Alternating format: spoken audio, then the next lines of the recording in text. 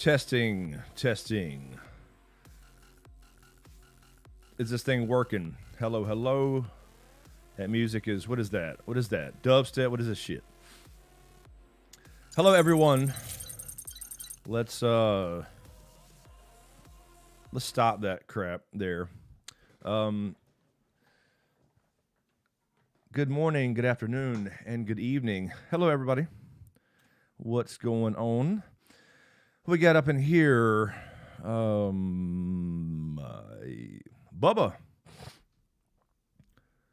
Won't be watching House of Dragon because doesn't want white people to be included. Well, I mean, he said that in some off-cuff thing, but obviously there's plenty. I'm not going to worry about what they say. I'm going to worry about what the actual show does. You know what I mean? Kind of like Lord of the Rings. I don't want to get into all that because I am worried about Lord of the Rings. Luann Oates, hello. How are you, Luann? Sorry, let me get my phone off. Diane Harris, how are you? Tim H, hey, haven't been one of these since season 8. Welcome back, Tim H. We've been doing a few of these the last couple weeks and getting it back. Did we lose the stream? Oh, now we go. Are we still good? Are we good? I'm sorry. I don't know what the hell that was. I heard a ding and... Okay. We're good? I don't know what that was. No idea. It just ding says disconnected and reconnected. Okay. I guess we're good. Let me see. Hold on. Let me see. Just a blip. Okay. All right. Good. All right. I don't know what the hell that was. No idea. Internet's good. Let's see here. Yeah, but I was saying, Tim, we've done a few of these now. We talked House of Dragon a couple of times. We talked Star Wars a couple of times. But we're getting it, but we got 5 weeks left, so we'll be doing every week until then, except for probably a weekend that I'll be going out of town early in August. I think the 9th that weekend. Anyway, Paula Marie, hello there. Welcome back, Paula Marie. How are you? Bob Fisher, what's up, man? Happy we having you got, and Chris is back to chat Sunday night discussions. Yeah, man, I'm really excited about it. I really am. And the more I see the pictures and stuff we'll talk about, the more excited I get, and makes me feel better. It's not going to ever mend my heart from Game of Thrones. But let's see. Are we good here? It says, okay, this says excellent. Now it says no data again. No. Never mind. Stream is healthy. Okay. Some little blip there. All right. I saw viewers drop down. Let's see here. Jessica. Hello, Jessica.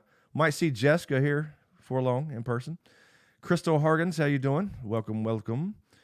Let's see. I'm trying to catch up here. I apologize. And Nobi Dupree. Hey, y'all. Hey, Nobi, how are you?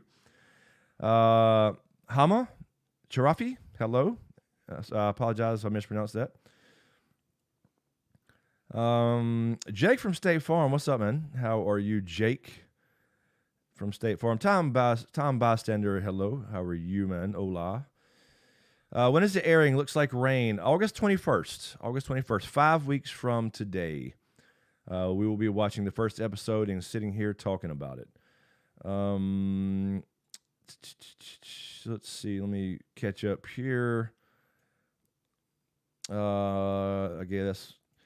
Mike Williams, did I get an invite to HBO House of Dragon premiere on July 27th in LA? I did not, Mike. HBO has never contacted me about anything, honestly. I saw, I think it was season 8. I'm pretty sure there's a handful of channels that got like these custom boxes sent to them from HBO, and I was not one of them. And I was actually still one of the I guess bigger channels at the time. I've never been contacted by it. They're not going to contact a redneck. That's just not going to happen.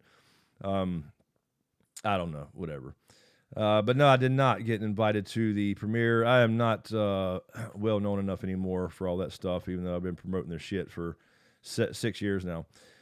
But that's okay. I don't know that I would go. No, I probably would. I'll take that back. I probably would. Donjus, hello, Don. How are you? Donjus, yo, I'm early. Yeah, we actually started a little earlier. The reason I could do these earlier, by the way. The reason I'm doing this now is obviously because when the show starts, they're going to be an hour long and end at 10:15, and that's when we'll start. So I'm doing it at 10:15ish, just to kind of reestablish our time slot that we started doing way before season 7. So that's the only reason I'm waiting a little later.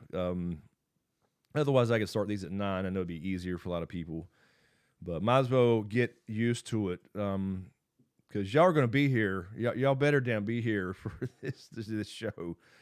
Because we got to get some traction back on this channel, man. And I feel it's like I see the a little bit of hype for it, obviously, but I don't see it in like the build. Like normally, if this was Game of Thrones back, and I know we hadn't got a full trailer yet. I think we'll get that, by the way, next week. I think Comic-Con is it the 21st or this week or the 28th, the panel? They're doing the panel on that Thursday, I believe. I think we'll get a full trailer.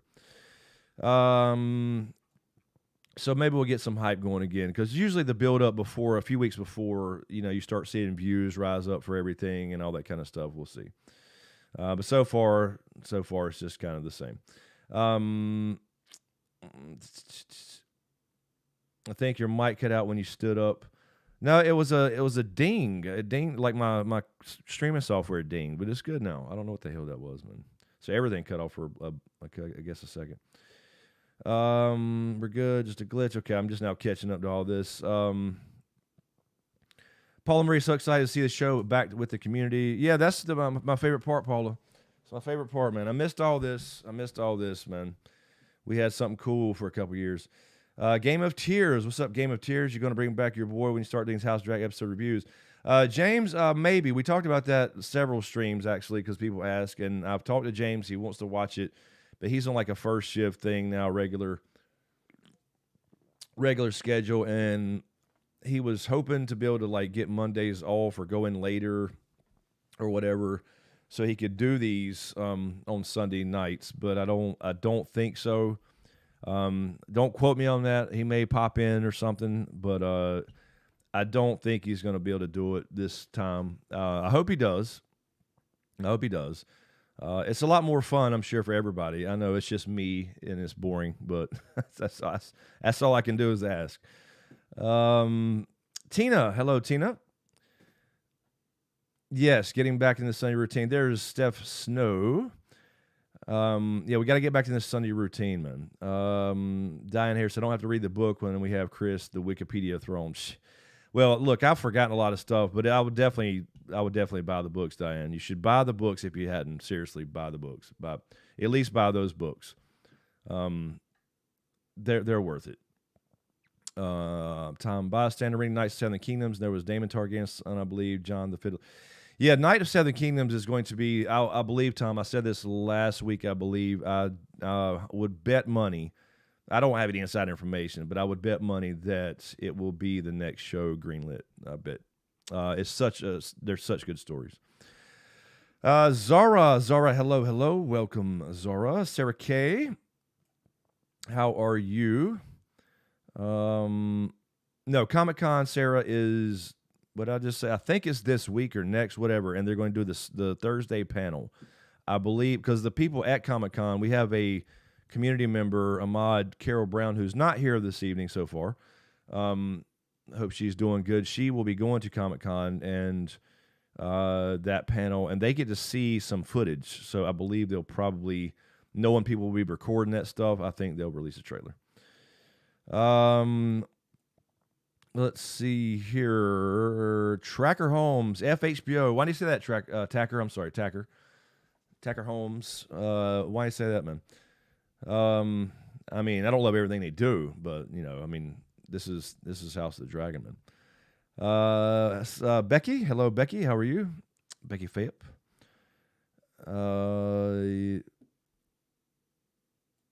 5 weeks is so soon. You could reach out. I'm sure they'd comp you. No, I doubt it. Steph. I doubt they would. If I have to reach out to them, then it's not. It's not the same thing. Let's see. Yeah, I did always think that was odd, because they did reach out to some YouTubers back in I believe it was season 8, and some people got like a custom box of stuff, and we promote their stuff, and I think they started to realize that, and that's why they stopped striking us so much and all that kind of shit. But I've never had the contact. The only time I remotely worked with HBO was the Boston University stuff, which I thought that may help with stuff like that, but because they were in contact with the Boston University's film department that I worked with to do those virtual season 8 videos, and they knew, and so I was allowed to use the HBO logo and all that stuff to make it like the show. And I thought those contacts might reach out or something, but I don't know them personally. Chacker, it's like the last 2 seasons I'm out. Yeah, no, 100%. I understand that. Just remember, D&D are not involved. D&D are no longer at HBO. This is Ryan Kondo, who's an Ice and Fire expert, and Miguel Sapochnik. They're the showrunners. If you remember, Miguel Sapochnik, he's the one he's the director from Game of Thrones who did Hard Home, Battle of the Bastards, and all those great episodes, The Winds of Winter, all that stuff. Wesley Mons, what's up, man? 21st. Okay, thank you, Wesley. I thought that's what it is. So we have this week then. So we will probably get a trailer. I don't know, but you got to think we only have 5 weeks to go. I think we get a trailer Thursday. I would bet on it a little bit, not not much. I would think we get a trailer. So there you go. So this Thursday I'll probably be busy. Fearless Mermaid, hello. Mander, how are you? Welcome back. Have not seen you in a while. I'm trying to catch up here. I apologize here. And then we'll get to these pictures. I was going to do just a video on these this week, but there really wasn't that much new, but we'll talk about them here. I just figured we'll talk about it this week since we don't have really anything else other than these pictures they released in this article. So we'll go through that stuff. There's Randy Suimatsu. How you doing, man? Benjamin Bug, how are you? Haven't checked you out since got in. Hope you're well, man. Go Big Blue. What's up, Benjamin? How you been? Glad you're back, man. No, yeah, a lot of people haven't. Don't feel bad. I get it. A lot of people haven't. We went from 84,000 subscribers back to 76.9 right now, or whatever we're at. So we've lost for 2.5 years, whatever 3 years it's been. Starting to see a little bit of stability, but so if you could subscribe, by the way, do that for me. I'd really appreciate it. If you're new here. Also, for those who have been gone for a while, I always have to mention my own book. I don't even have a copy. I do back there. The Crimson Gods. Check that out. Nightbot spits that out every once in a while. I did write my own fantasy novel that is now out. I want to thank you guys, too, by the way. Last week, we were on the live stream. A couple, like 3, 4, or 5 of you guys bought some books because they're on sale right now on Amazon for $4.13, the hardcover. The hardcover almost made number 1. We made it to number 2, and we didn't quite get there that I saw. Now, it could have overnight for like an hour or 2 or a couple hours or something, but I never saw it number 1 to be able to get a screenshot or anything. Number 1 bestseller in that category. But we were close. We got up to number 2. I think it dropped back down now to, I don't know, like it's like at 8 or 10 or 15 or something. But we were so close. I mean, just 1 or 2, 3 more books or something would have made it hit that list and say updated every hour. So anyway, thank you guys. Ocean Mist, hello. Ask the Cheese. What's up, man? Haynes Nation, what's going on, man? Here we go. Q&A. Chris and Chad, are you watching Westworld? I thought it was a very good episode tonight. I will. Yes, I am watching it again. I think it's better this year because they're kind of going back to some season 1 parallels, and so I did not love seasons 2 and 3. I stopped covering them only because HBO, it wasn't even HBO, it was some of the third-party manual copyright things they were doing to everybody, and it was ridiculous. And plus, I just didn't love it like I used to. Season 1 was outstanding. This one is this season is really good. So yes, I will watch that after the stream here in a little bit. For sure. There's Jan Gorman. I know this girl. What's up, Jan? How are you? Eddie Stark asked the Cheese Gaming. Maybe, man. I don't know. I can't do him all the time, but maybe. I thought it was fun to do. It was fun to bring him in as a guest instead of doing all the green screen stuff that takes so much time. Just having the premiere 3 weeks before the air date is weird. Leaks will be everywhere for those not familiar with the story. Yeah, it will be for sure. But then again, it's kind of out there anyway. It's not like Game of Thrones. I mean, obviously for people who have not read books, it will still be some kind of spoilers out there. But that's always the case. They have to have a premiere. I bet they don't have to. They got to build a pipe for it. So I understand that. But yeah, there'll definitely be recordings everywhere of stuff. Tom Boston, the best thing about House of Dragon is the source material is complete. Can't believe it's been 11 years since the last Ice and Fire book. I know, it's crazy, man. Hello, Josh Putman. How you doing?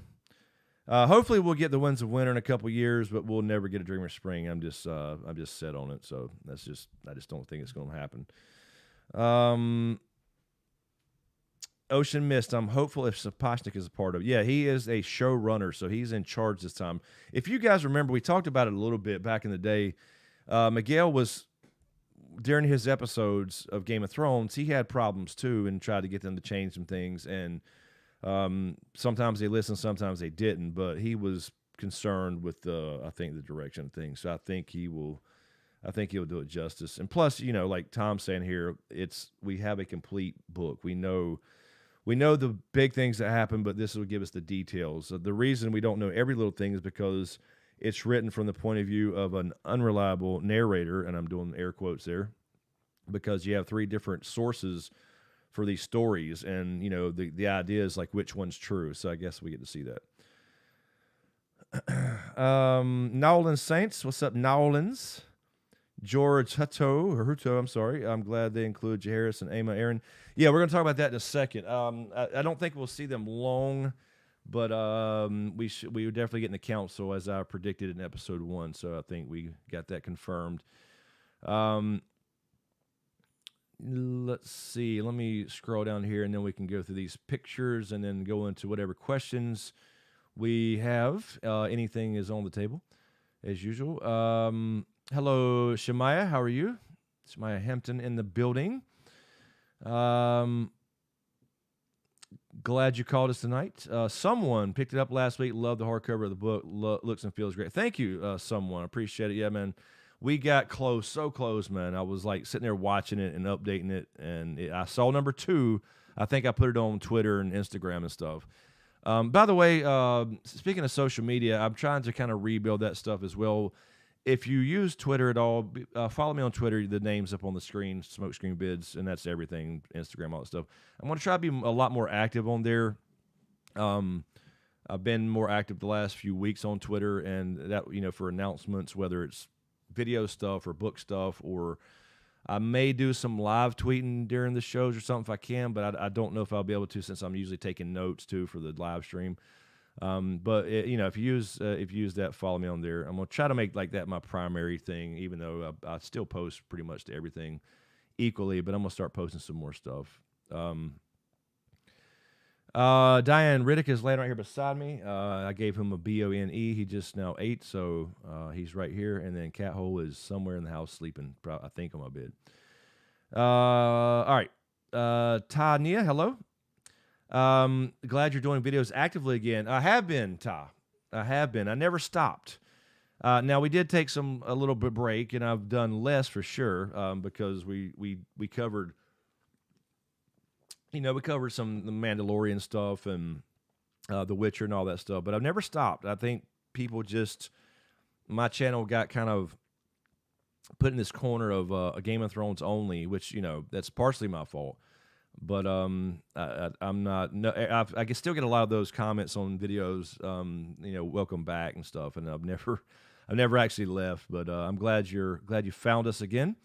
LeVar Hollis, I remember this name. What's up? Miguel's the real deal. Yep, he absolutely is. That's what gives me confidence. This is going to be a damn good show. Diane, I think people are afraid to look forward to House of the Dragon after the. No, they are, and I was like that for a while too, for sure. We talked about that before. There's still a lot of broken hearts out there, and it'll never be completely mended. But to see this caliber of show come back and these good stories, you gotta you got to kind of learn to separate it. Like that's the main storyline, but Westeros, just like Middle Earth, for example, there's a lot of stories and a lot of different time periods that are great stories that are worth telling, even though you don't like, and I don't like, the ending of Game of Thrones for sure. So I'm not going to say no just because some old other showrunners screwed that up, and by the way, George R. R. Martin screwed it up. I don't like his ending. I always have to say that. I feel like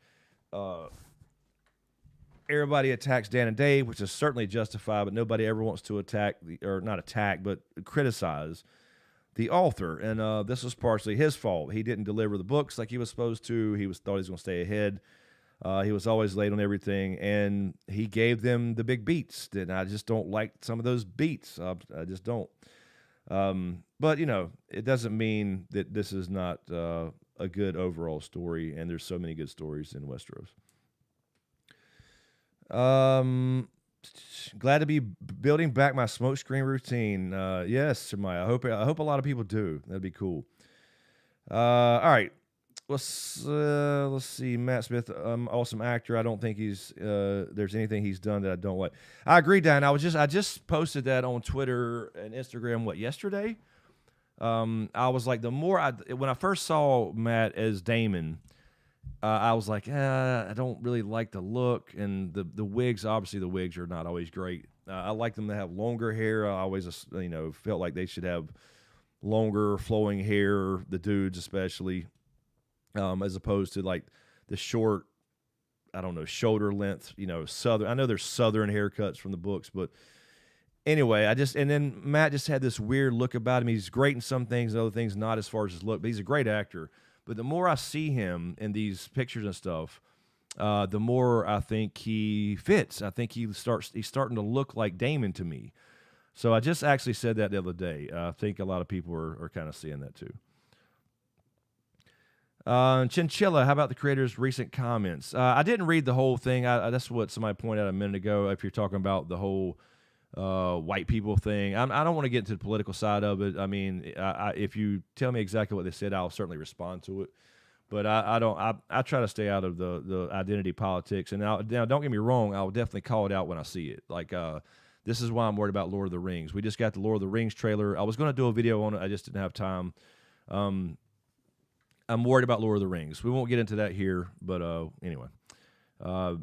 I don't think that's the case for this show. I think the Corliss thing is an excellent choice for TV. It's certainly going to help newer people out who don't know all these, Valyrian-looking people with the same, colored hair and purple eyes, and similar names with Y's in it and all that stuff. But there's going to be talk about it, sure, and that's fine. I'm happy to answer the questions. I've given my opinion on it. I don't think in this case it's some woke thing. I just, I do understand that happens, and I agree. I don't like that kind of stuff. I think it actually insults people's intelligence, and it shits on the authors themselves. And I certainly don't like that stuff. I don't think this move by HBO in this case was just some political thing. Anyway, all right. Yeah, that's true, Sarah. We do know they're wigs, but I mean, some look fine. Like Danny's always looked great. I thought hers was fine, but it's like the dudes or something. They look odd. But Damon and Matt Smith, his look, I mean, is growing on me. We'll talk about it. Matt Smith did say there will be dragons everywhere all the time. I hope we don't get bored from seeing them too much. That is true. There's going to be 17 dragons we're going to see. They'll be, most of the time it'll be, especially season 1, we'll see them usually flying around on them and landing and getting off, and so they won't be in every scene or something. We won't really get any. We'll get a battle, but not dragon on dragon battles. I don't think we'll see that till season 2 at least. But we'll get some stuff at the Stepstones with Daemon and all that kind of stuff, man. Dark Side Droids, I actually thought about that. What's up, Nev? How you doing, man? I actually thought about wearing the Geralt of Talladega wig, man. I did. I may have to do that during live streams to stand out again. Maybe that's what I got to do. I got to do cosplay. I got to put my Targaryen. It'll be, it's just white, though. It's more of a, like you said, Geralt wig. But I have to put my Targaryen wig on for the for after show.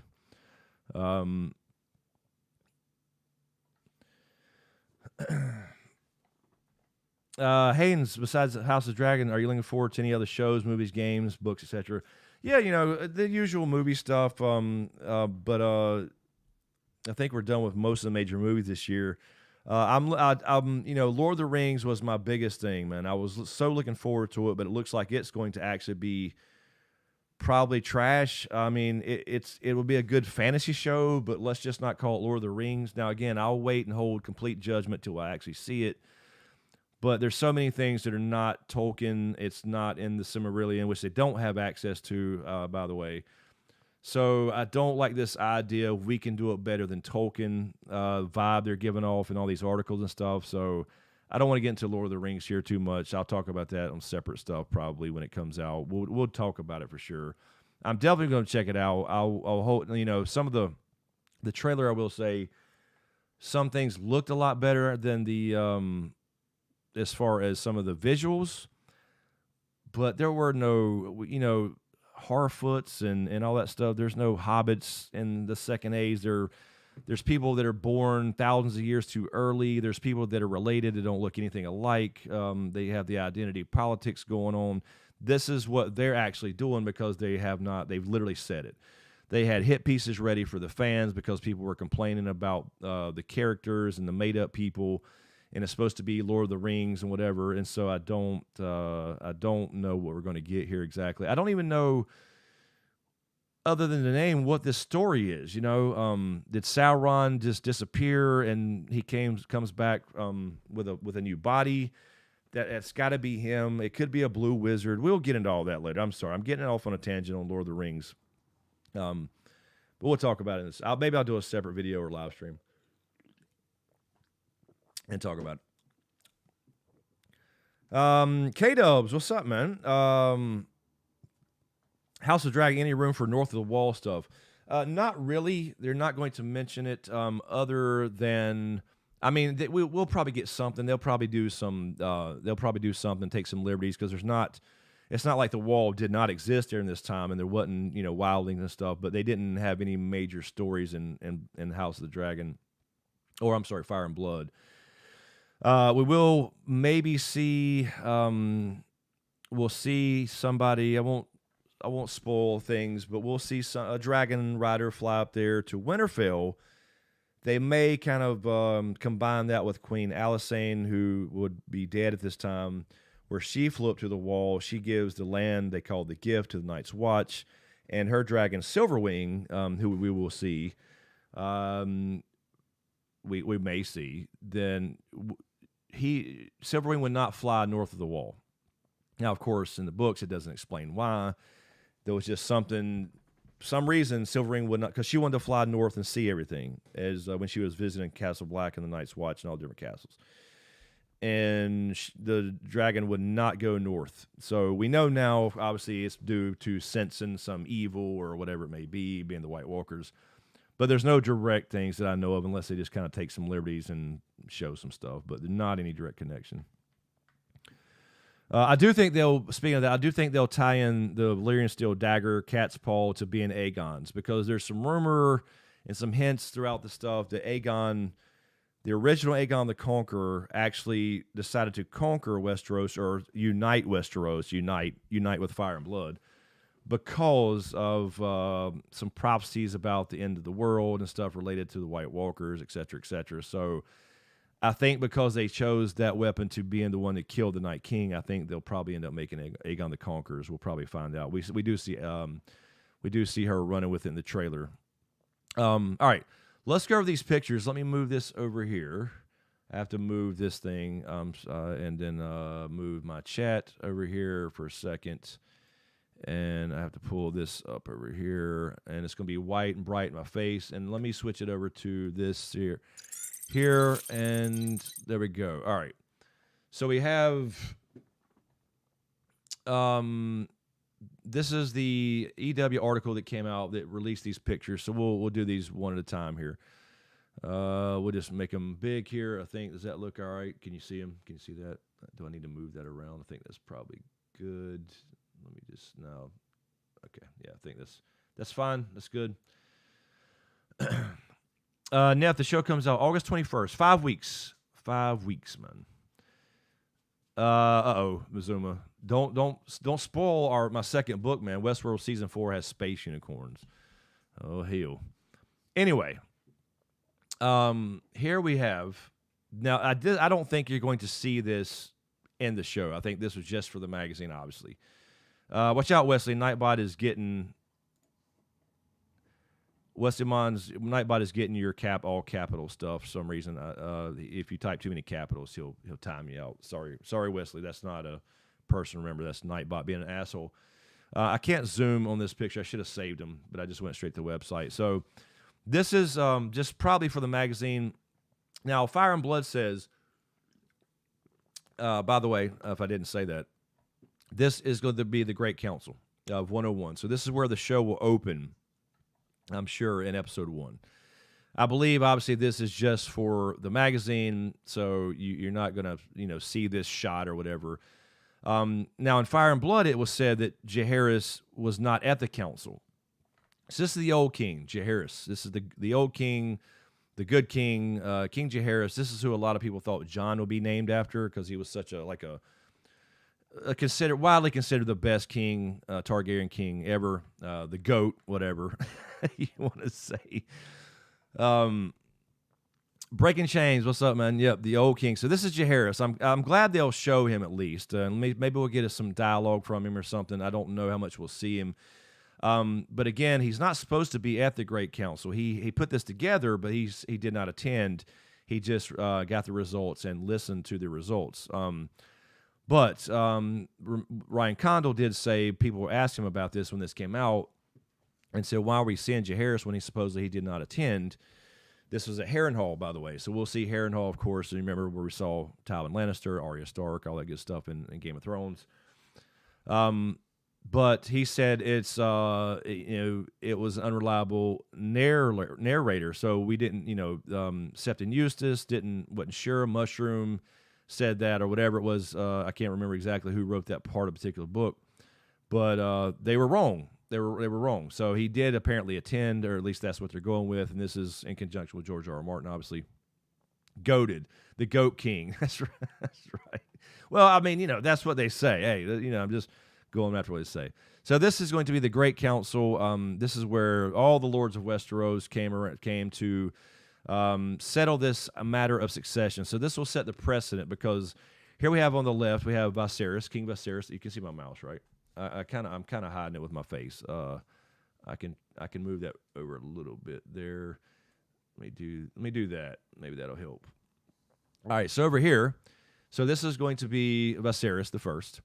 This is his wife Emma Arryn. So she won't be here long. So we won't see these people long. She is pregnant here, and that will probably be Rhaenyra.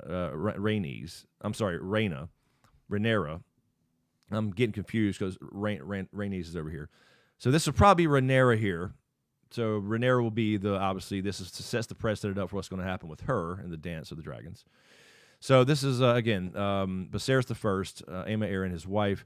Got the good king, got his Kingsguard down here. We got, this should be Ryam Redwine, the Lord Commander of the Kingsguard at the time. Now, he will not be around long either. As we'll see, without spoilers or whatever, things happen. And then when Viserys becomes king, due to this council, obviously he has a new Lord Commander. A couple of them, actually, I won't get into spoilers. Then we have the Sea Snake, Corlys Velaryon here, and his wife, Rhaenys Targaryen, Dragon Rider. Now, this is going to set the precedent because this is going between, essentially, the idea is there's a lot of people that come and try to stake their claim to the Iron Throne, right? That happens. A lot of people come through. There were, I think it was like 17 serious claims or something. I can't remember the number exactly. But essentially it comes down to Viserys and Rhaenys, or her child. She, at this time, has her children have been born, or no, one has not been born. So Laena and Laenor. So Laenor, I believe she should be pregnant. I guess at this time I'm not sure if they're adjusting timelines, but I believe that she, no, maybe she's already had Lena. Yeah, I guess she has. I guess they're young. I think they're only 7. So yeah, 101. They should have been about 7. So, oh look, there's Natalie. There's Natalie welling up in here late because she started playing a game. I saw you. So yeah, this may be the without spoilers, George. I don't want to say, this may be the other thing that happens with Amo. So anyway, so the idea is that this is the actual daughter right here that could have been queen. This council decided to give it to Viserys because in this world they have to go with the male line over the female line, even if the king has a daughter, only daughter, etc. Which you see what happens with Viserys himself. So this is set the precedent. So it's essentially between these two or either her son.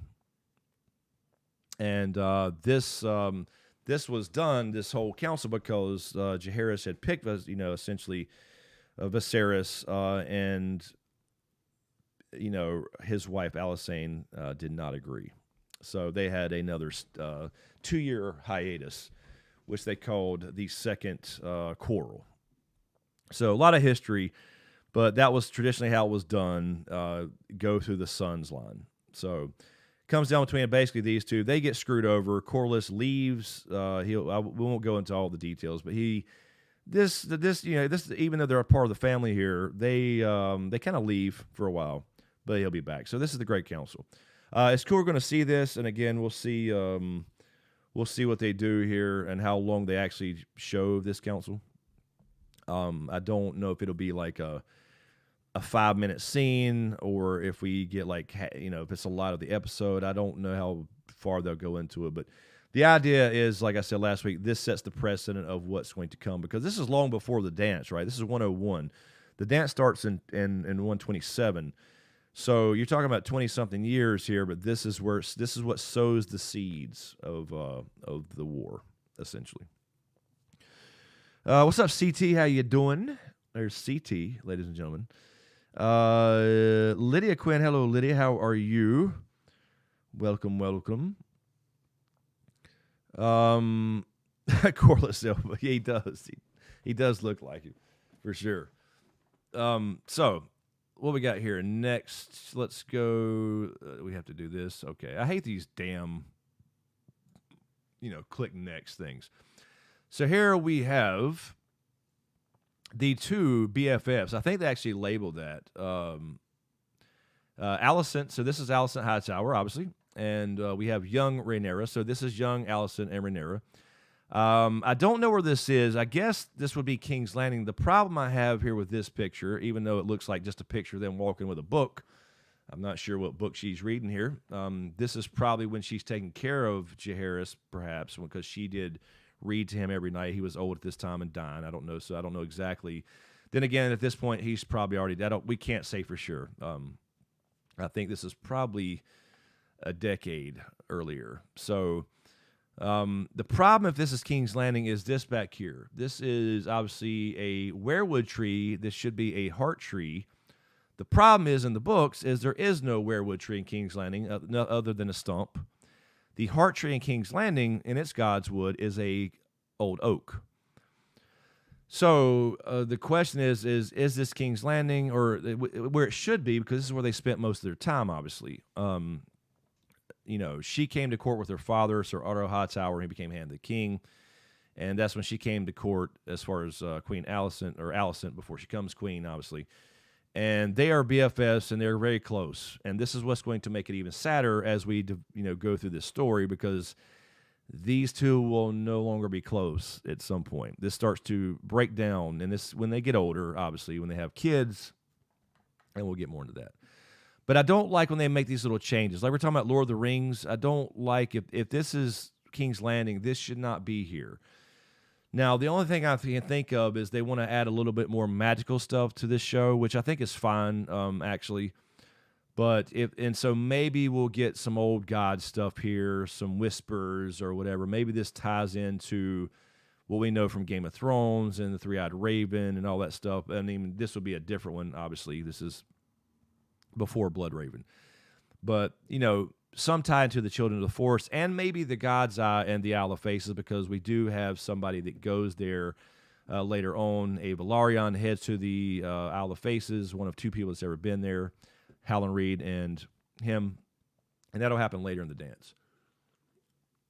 So other than that, it's really just I'm thinking maybe they decide to put a werewood in King's Landing and change it from the books to bring in some more magical aspects, maybe some hints and throwbacks and stuff like that. So I'm fine with that and the idea of that, but it's those little things that that kind of bothers me when they start changing the little details that are specifically stated. You know what I mean? Like if it's left to be a little ambiguous, fine, but it's specifically stated. There are a few werewolves left in the South, by the way. But it's specifically stated that King's Landing is it's an oak tree. It's an old oak, and there's a stump there where Sansa prays. This has been cut down. So, again, if they bring a little bit more stuff and maybe some hints at the old gods and things like that, I'm actually cool with that because it fills in more of the gaps in this book. But I just don't like when they change little details like that. But again, this is George R. R. Martin is directly involved. I'm sure he's got a reason. Sarah Kay, Alicent is older than Rhaenyra. Yeah, they are. She is a little bit. She is. I think what are they? I don't remember exactly. It's not much older. Magic-y, yeah. So bringing some magic-y stuff in. Mike Williams, this is interesting because they seem to the same age. Good move to show their friendship. Yeah, this is what I'm saying. So this is what I mean. This is going to be a really good setup here, because you're going to see, like I said, the Great Council. It'll set the precedent. It'll be foreshadowing. And then you're going to see these two with this awesome relationship. Rhaenyra, at this point, Rhaenyra is already a dragon rider. She became a dragon rider at 7. I mean, she's like adventurous. The Realm's Delight, she was known as at this point already. And so you'll start to see a fissure here. So this is going to be where they're BFFs and all that stuff, and then that will slowly break down over time, mainly after they get older. Some children are involved and all that stuff. But yeah, so I just want to point out the werewood thing. I don't know. I mean, they could be in a different location. Maybe this is somewhere else. They just happen to have flown somewhere else and hanging out or whatever. But if this is King's Landing, this is not correct canonically. You know what I'm saying? As far as the actual werewood. All right, let's see what we have. I have to who did this stupid ass thing. Then we have the Iron Throne. Obviously, this is Rhaenyra here. She is being named the heir here. All right, Steph Snow, have a good one. Thanks for stopping by. I appreciate it. Thank you. Let me move that a little bit. Sorry about that. It's all right. I'm trying to get my chat. I have to move everything to do this stem screen share.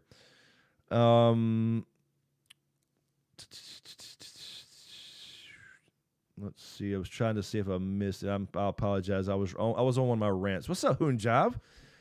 Hoonjav in the chat. Welcome back, Hoonjav. What's up, man? Council has to be the cold open. My bad. Yeah, no, I would 100% agree, Hoonjav. I think that's probably what it's going to be. You're going to see them. I think it would work for a cold open because it's going to be basically. They're going to pick Viserys or whatever. I think it's like a vote of 19-1 or something. I can't remember. It's said to be overwhelmingly for Viserys, and Rhaenys and her and Laenor get screwed, and that's essentially what's going to cause some problems. Bandersnatch, hello. Doing well. Hope you are too.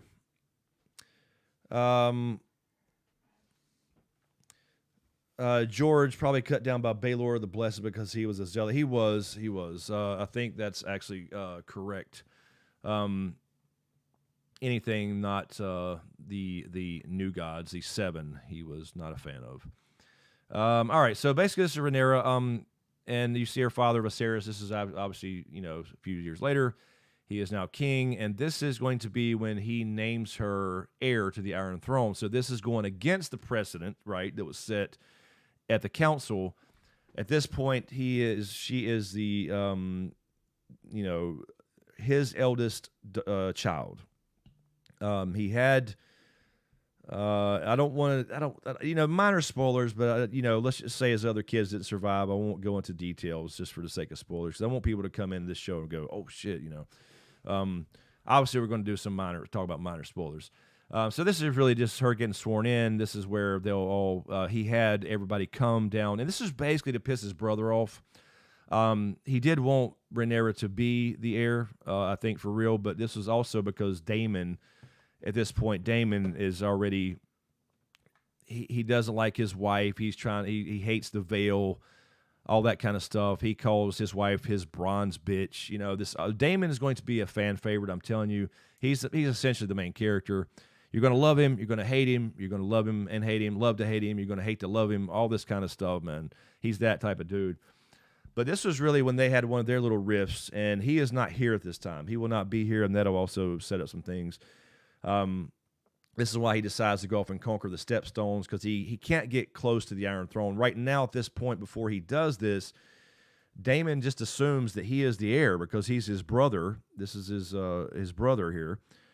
Daemon is the younger brother of Viserys, and he thinks he's the heir at this point because he only has a daughter. So he made some jokes about some things while he's Lord Commander of the City Watch, and then Viserys hears about these jokes, sends him away, calls every lord in Westeros to come swear fealty to Rhaenyra as the heir to the Iron Throne and Princess of Dragonstone. So that's what this scene will be. You see the chains thrown here. The more I look at this, it kind of makes sense. This is what it would kind of look like if you had a dragon melting steel, all these swords down. Not necessarily this Iron Throne. So it's a little more book accurate, but still not even close. So this is a dangerous place to me. Like, you can see why kings have literally died from sitting on this damn thing. But, shit, you trip right here, you're dead. You come off this thing and you just trip down these stairs. Shit. I think that's a recipe for disaster. So it's kind of dumb the way they did it, but it kind of looks cool at the same time. It's certainly better than, I guess just an opinion, but I guess it's better than kind of the plain, round, perfectly shaped Iron Throne from Game of Thrones. My problem is if this is the same world, why has this got to be? Are they going to explain? Like, they can't explain like when all these disappear, right? And then you just have the chair left, but the chair looks different too. So if this is that's fine. They can change some things or whatever. It's not going to like disrupt the universe or something. But if this is like an Ice and Fire universe, I just want to be consistent. You know what I mean? I don't know. So anyway, this is basically all that is. This will be another big thing, obviously setting a precedent. He now breaks the precedent that was set by previous generations of kings and all that stuff, going through the male line and all that stuff, and bypassing women essentially. So I just want to say really quick, you're going to see, I've seen some comments and I've heard some comments on videos, and I think in last couple of live streams, people, I don't want to watch this if it's all about girl power. And I understand that a lot of things have gone quote unquote woke or whatever you want to call it, but not everything. It's not everywhere. I think there's a lot of people that see it everywhere they look, and it's just not there. This is what this whole story is about. This is what it's always been about. This is what George R. R. Martin wrote it about. So this is about him kind of breaking the rules, and she becomes the new heir, and then later on, now everybody's fine with it at this point. Most people are fine with it, but later on things change, and it's not because of a dude, by the way. I mean, it is kind of, sort of, but not really. I'll explain that a little bit. So I just want to mention that really quickly because I've seen a couple of those comments, and I understand not liking modern day political stuff thrown in our entertainment. I get that completely, but it's not everything. You know what I'm saying? Amy Collins, they should have put the swords up higher, not just melted on the floor. It doesn't look as. I agree. I mean, but I do understand it's a giant mess of a thing. The actual book described Iron Throne, so I get it. And the first one I said last week, you remember Game of Thrones, part of their marketing was taking replicas of that throne everywhere, like the cons and conventions and premieres and all that kind of stuff. And you can't have this giant thing, this conglomerate of swords moved around everywhere, so they had to make it smaller for marketing too. So that was certainly part of their decision, I think. But It does look cool. It's just dumb if you think about it. I mean, who leaves a bunch of pointy actual swords where you can just fall? I mean, you could literally kill somebody just by tossing them up and you know, have a couple guys throw a dude. You know, if somebody sentenced to death here, they could literally just throw him up in the air right here in the throne room. So it looks kind of cool, but it is kind of dumb. But it, you know, it's fine. It's fine. It is what it is. All right, next we have an ad. So let's look at that. So here we go. Here is Sir Otto Hightower, the current hand of the king to Viserys, and talking to his daughter, Alicent. And this is young Alicent here, I believe. So I don't know what they're talking about. This is probably setting the seeds for kind of getting in her head about maybe this is when she marries. I'm assuming this is sometime when she marries Viserys. Again, minor spoilers. Aemma Arryn, who we saw earlier, pregnant, she will pass away. And then the king still has only Rhaenyra. And then eventually will marry her. So Alicent becomes Queen Alicent Hightower. And they will have kids, and that's what starts to change things. So this is probably when I don't know if they'll show the marriage or anything. They'll probably show the maybe some scenes to celebrate it because they do have a celebratory thing or whatever, a 5-year thing like we saw in the teaser. This is probably him talking about, you know, one day your kids could be on the Iron Throne, even though right now Rhaenyra is the named heir. So there's a lot of these are the people here that start the whole thing, is what I'm saying. You know what I'm saying? So when you talk about the whole, we're you know, the precedent is they skip over women. You know, Queen Alicent had a great line to Jaehaerys, you know, all it takes is a good heart and a sharp mind. A cock is not required. That's been the theme the whole time. And then, you know, I'm sure at first Alicent's really happy for Rhaenyra. But then Alicent has kids with the king, her father, and that changes things. So these two start the Green Party, essentially. And it's, you know, it's his ambition, but she also is ambitious, and it kind of goes out the window about the whole woman thing with her, because she should be happy, you think, to change tradition and all that kind of stuff. She should be happy for Rhaenyra to be the next queen, the next ruler of the Iron Throne, the Lord of the Seven Kingdoms. But she's not content with that either. So it's not just a bunch of old dudes is what I'm saying. So these two are Team Green right here, the beginning of Team Green. Who knows what they're talking about? I would just guess that it's probably the time she marries the king. This exactly who that's kind of what I was picturing. This is Sparta, you know, and you just have somebody stand up there and get kicked backwards, and just whatever happens, happens. There's Bolting Vulture back from wherever. What's up, Bolting Bitch? How you doing? Summer will end soon enough, and my childhood as well. That is true. Is true.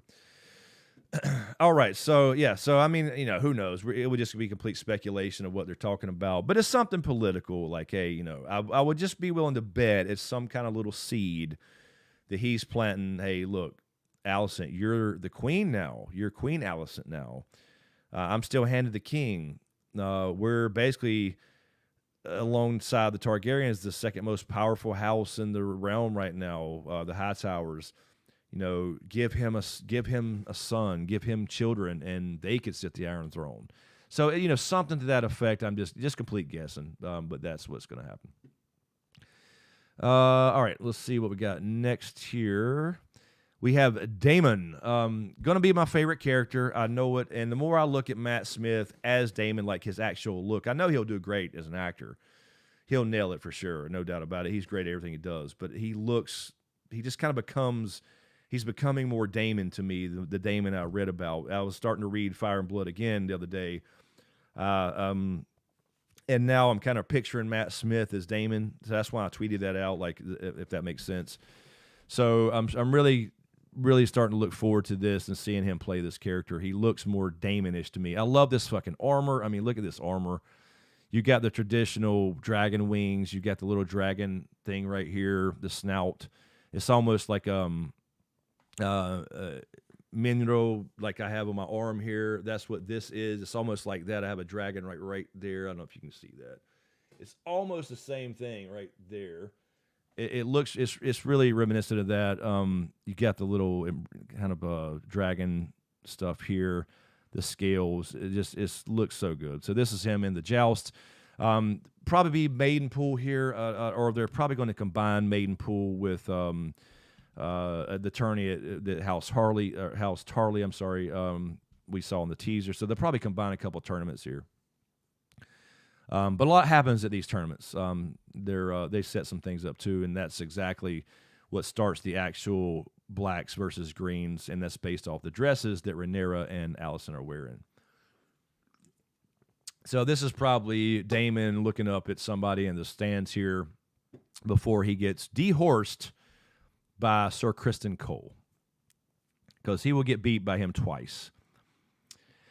Amy, I wasn't sure about Matt Smith at first, but then I saw him in The Crown, and I think he can pull it off. I'm hoping. Yeah, he's really becoming more Daemon to me. Paul, I'd love to see your tattoo closer one day. Can you share it somewhere? Yeah, I can share it on. I can actually show it when I get back to full screen. I'll show it. Or I think I've had it on. I can put it on Twitter or something. Haynes Nation. Yeah, I was going to say Haynes. Thank you. I'm glad you said that. It reminded me of Rhaegar. I think that's what this is a nod. Although I'm sure Rhaegar's not the first one ever, obviously, like we're seeing here.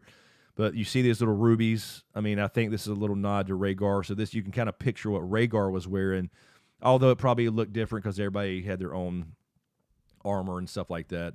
But, these rubies right here reminded me of that too. Ruby 4 and all that, what it was named after when Rhaegar fell on the trident. So I think that's a little shout out there to that, exactly is what that is. And I think that's exactly what they're going for. So I'm assuming he's looking up and talking here to Rhaenyra, who is at this point the realm's delight and all that kind of stuff, which is his niece, and she's always been smitten with him, but also Criston Cole. So there's going to be a little bit of a competition here beyond the physical, like jousting and stuff like that.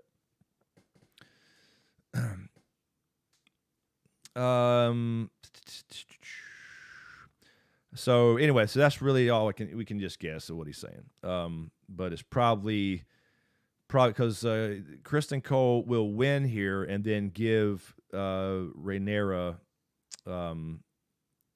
ask for her favor. Rhaenyra is supposedly, again, we'll find this out. Rhaenyra was supposed to be smitten with her uncle, and also later on Sir Criston Cole. So there's going to be a big competition here, in more ways than just the physical fight. So here's the what we saw in the teaser. This 100% confirms this is Sir Criston Cole. We know that now from the actor, obviously. But when we saw their initial pictures, we did not see his shield. We only saw his morning star. We know he uses a morning star right here. So we assumed this is who it was, but this is their sigil. It's one of the dumbest, plainest sigils in all of Ice and Fire. Just some dots on a red field, but this is their house sigil, so it 100% confirms this is the fight. But again, is this maiden pool? Is this a different tourney, the one at that the Tarleys host? Are they combining a couple tournaments here? I think they probably will. Diane Harris, hey, I had to go to bed, I had to work early in the morning, be good, be safe. All right, Diane, thanks for hanging out. Diane, you always you leave early. You want to stream, but then you leave like 15 minutes later. But I know you got to get up. I know people have to get up. I want to do this time slot because this is when everybody's going to have to work on Mondays when House of the Dragon comes out. But this is the time we have to do it, obviously, based off the show. It does, Cal Dubs. It reminds me of Ladybug. It does.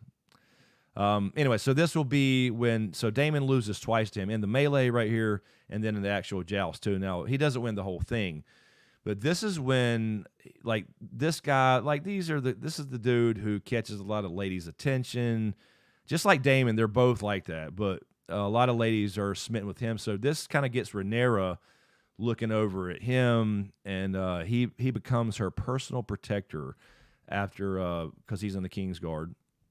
At this point, he is not Lord Commander, but she asks her father, make him my personal protector, and he obliges and does it. So he will be at first be very close to Rhaenyra. Now remember, he has vows. We'll see if they break vows. But he is on the Kingsguard, and this is her uncle Daemon. So there's going to be some competition there beyond this, the fifth. So this is what this is all about, right? Bob Fisher, it is said, you're asking, how long do dragons live, life expectancy?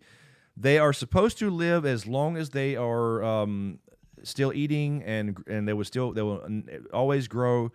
But the average lifespan is well over 200 years, to my knowledge. Now, obviously, killed by something like another dragon. Dragons obviously died in the Doom of Valyria, but it is said that Balerion the Black Dread, who, by the way, I meant to say that about Viserys. So if I go back to Viserys back here real quick, he rode Balerion right before he died. So it was said that he was over 200 years old, well over 200. Okay, Balerion came from old Valyria. He was one of the few dragons still around from the time the Targaryens came, like before Aegon the Conqueror's birth, right? So Balerion was around when Daenerys the Dreamer was back in old Valyria. So, yeah, it's several hundred years. So he rides Balerion, but Balerion is old at this point and can't really fly much anymore. He rides him one time, and he never touches a dragon again. So that's going to be sad. I don't know if we'll see that. Maybe that's probably the skull we see. All right, let's get back to where we were at. All right, so I think we're pretty much done with this. I pretty much said all I can say. This is just going to be when this represents the blacks and the greens too. Eventually, he will not be on Rhaenyra's side, and again, without details for spoilers. And this is Daemon, obviously being her uncle, will be on Rhaenyra's side. So this is greens and blacks. So you're going to see all these little parallels, I think, especially season 1. Haynes Nation Q&A, what do you think of the Targaryen girl having fireworms inside of her and blood, as well as the Far East Lovecraft stuff and the Ice and Fire universe? Yeah, I thought that was interesting. I don't know exactly the Maesters, like they said she was essentially burned up from the inside out. I'm trying to think, was that Alyssa coming back when she came back, and the one, because Alyssa Farman had stole the dragon eggs, who ends up being Dany's dragons later on, obviously in Game of Thrones. I'm trying to remember, is that who that was? I can't remember. Or was that because she's the one who first sailed west of Westeros. Was that her? I can't remember. I never really. It's interesting. I think it's just more of a kind of a mystery thing George threw in there, because he's not world built that far yet in detail, so he kind of throws some stuff out for some of these books, like The World of Ice and Fire, and remember, all this stuff came about from The World of Ice and Fire as side notes, right? He wrote like 300,000 words of that. So they had to cut most of that from that book, and this became Fire and Blood and all this other stuff. Yeah, area. Thank you. I think it was area. Yep, in the area. So I don't really know if that was more of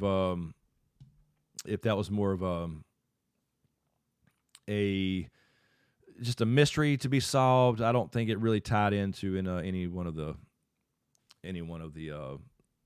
like main storylines. Becky, what's up, Becky? Arya, one of the twins of Rhaena. Yep. Yeah, there's so many target. I'll have to pull up. I'll do that before the show start. I think it's probably a good idea. I'll pull up a at least at this time period a Targaryen family tree. I know there's some good ones out there. Maybe I can find one and kind of explain who's who. Because there's a lot of, in this show, it won't be that bad because you're focused on a handful of Targaryens. But you have, Arya, Aenys, Rhaenys. There's so many of these Targaryens. So that's what I'm saying about the whole thing with the Velaryons. I think it actually helps the show with Corlys being a black dude and his kids being mixed and all that stuff. I think would actually help visually as well. Steve Toussaint's an outstanding actor. But I think visually this will help a lot of people because you have a lot of, people with traditional Valyrian features with similar names and all the same hair color, and it gets confusing. Marquita, hello, hello. Hey, Chris, notifications ain't notifying. Better late than never. They usually don't, Marquita, but I'm glad you at least got one. Did I see Doc Holiday popping here earlier? I think I did. I think Doc, are you? I meant to ask you, man. Are you better? Are you all better, man? I think Doc was sick last week and could not join us. But I think I saw him popping here earlier. I apologize, Doc. I did see your Sundrop cans, I think. There he is. There he is. I hope you're better, man. I'm ready to get the hell up out of here and go to the mountains. All right, let's see what we got next. And by the way, I did post this on Patreon. Any of you Patreon members can post on there. Obviously, let me check that really quick. All right, where it was next here, next, and here we go, Damon. So this is one of the pictures I started thinking, okay, this now, Matt Smith now kind of looks like Damon to me. I don't know if it's because he's just like got the grime on him, sweaty here, his hair's pulled back. I don't know what it is. But the more and more I watched, when I did the remix, by the way, I don't know if y'all saw the little trailer remix I did. I just do those for fun. I know I can't, obviously they can't be monetized because it's copyrighted music. But when I saw Stranger Things episode 7, and they played the old remix Journey song, I was like, yeah, that's perfect music for this trailer. It actually fits the theme. So I just like chopping those up. That was fun to do. So if you hadn't seen that, check it out. It's one of the last videos I did. I think it was the last video I did. And I saw Damon a lot actually, doing that edit, and especially when he pulls out the sword and he's got the attitude, you know what I'm saying? The attitude that you read about, that you kind of feel from the book. So the more I see him here, the more I think he's Damon. Let's see. Area Worgen. Good Lord. We'll always remember that, man.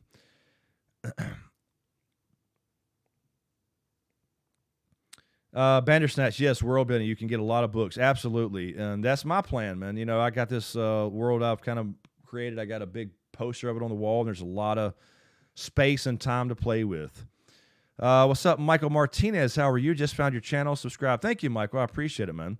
I did not see. That's what always bugs me about YouTube streaming as opposed to Twitch, is I never see any alerts, man. Maybe I missed it. Was there an alert? I'm just curious if this thing's working. Let me see here. Okay, no, it's not working. I just did a test. Hold on. I'm just trying these tests. No, it's not working. Thank you, Michael. I do see it on the list, though. I do see it. It did not pop up as an alert. I don't. Oh, I know what it is. I don't have alerts on this. Hold on. I don't have alerts now. I do. Watch this. Watch this, Michael. Nope. Hold on. I think it's because I wasn't on the main screen. Let me move that. Sorry, we always have to fix stuff in the middle of streams. Let me add that alert box. No.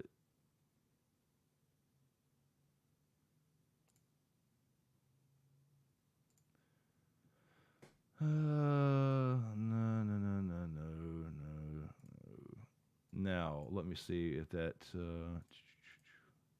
Nope. Stop. There it goes. All right, so now we have alerts on this screen. I apologize, Michael.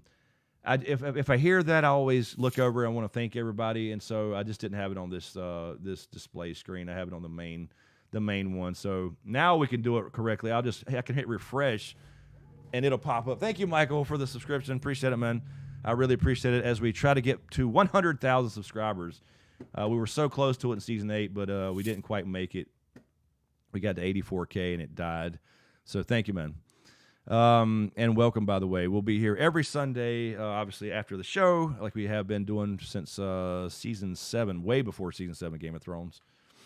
And doing all these, man.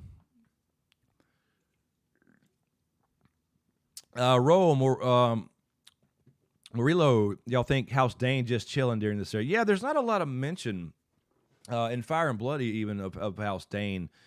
during this time. I don't know. I'd have to look. I don't remember them being mentioned actually.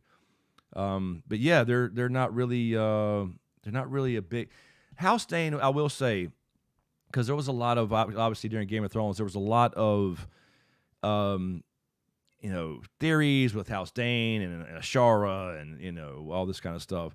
They're really not that big of a deal as people make them. I'm not saying they're not cool. I'm saying just as far as their role in this whole story, they're really just not that big of a deal.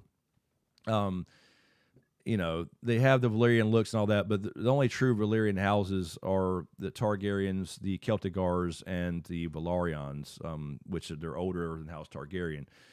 But yeah, the Danes just don't have a big role in anything. They're just, a couple characters that are pretty famous, Ashara, and then obviously the Sword of the Morning. But other than that, they're really kind of I don't want to say overblown, but I think overthought about house as far as like coming into theories and stuff.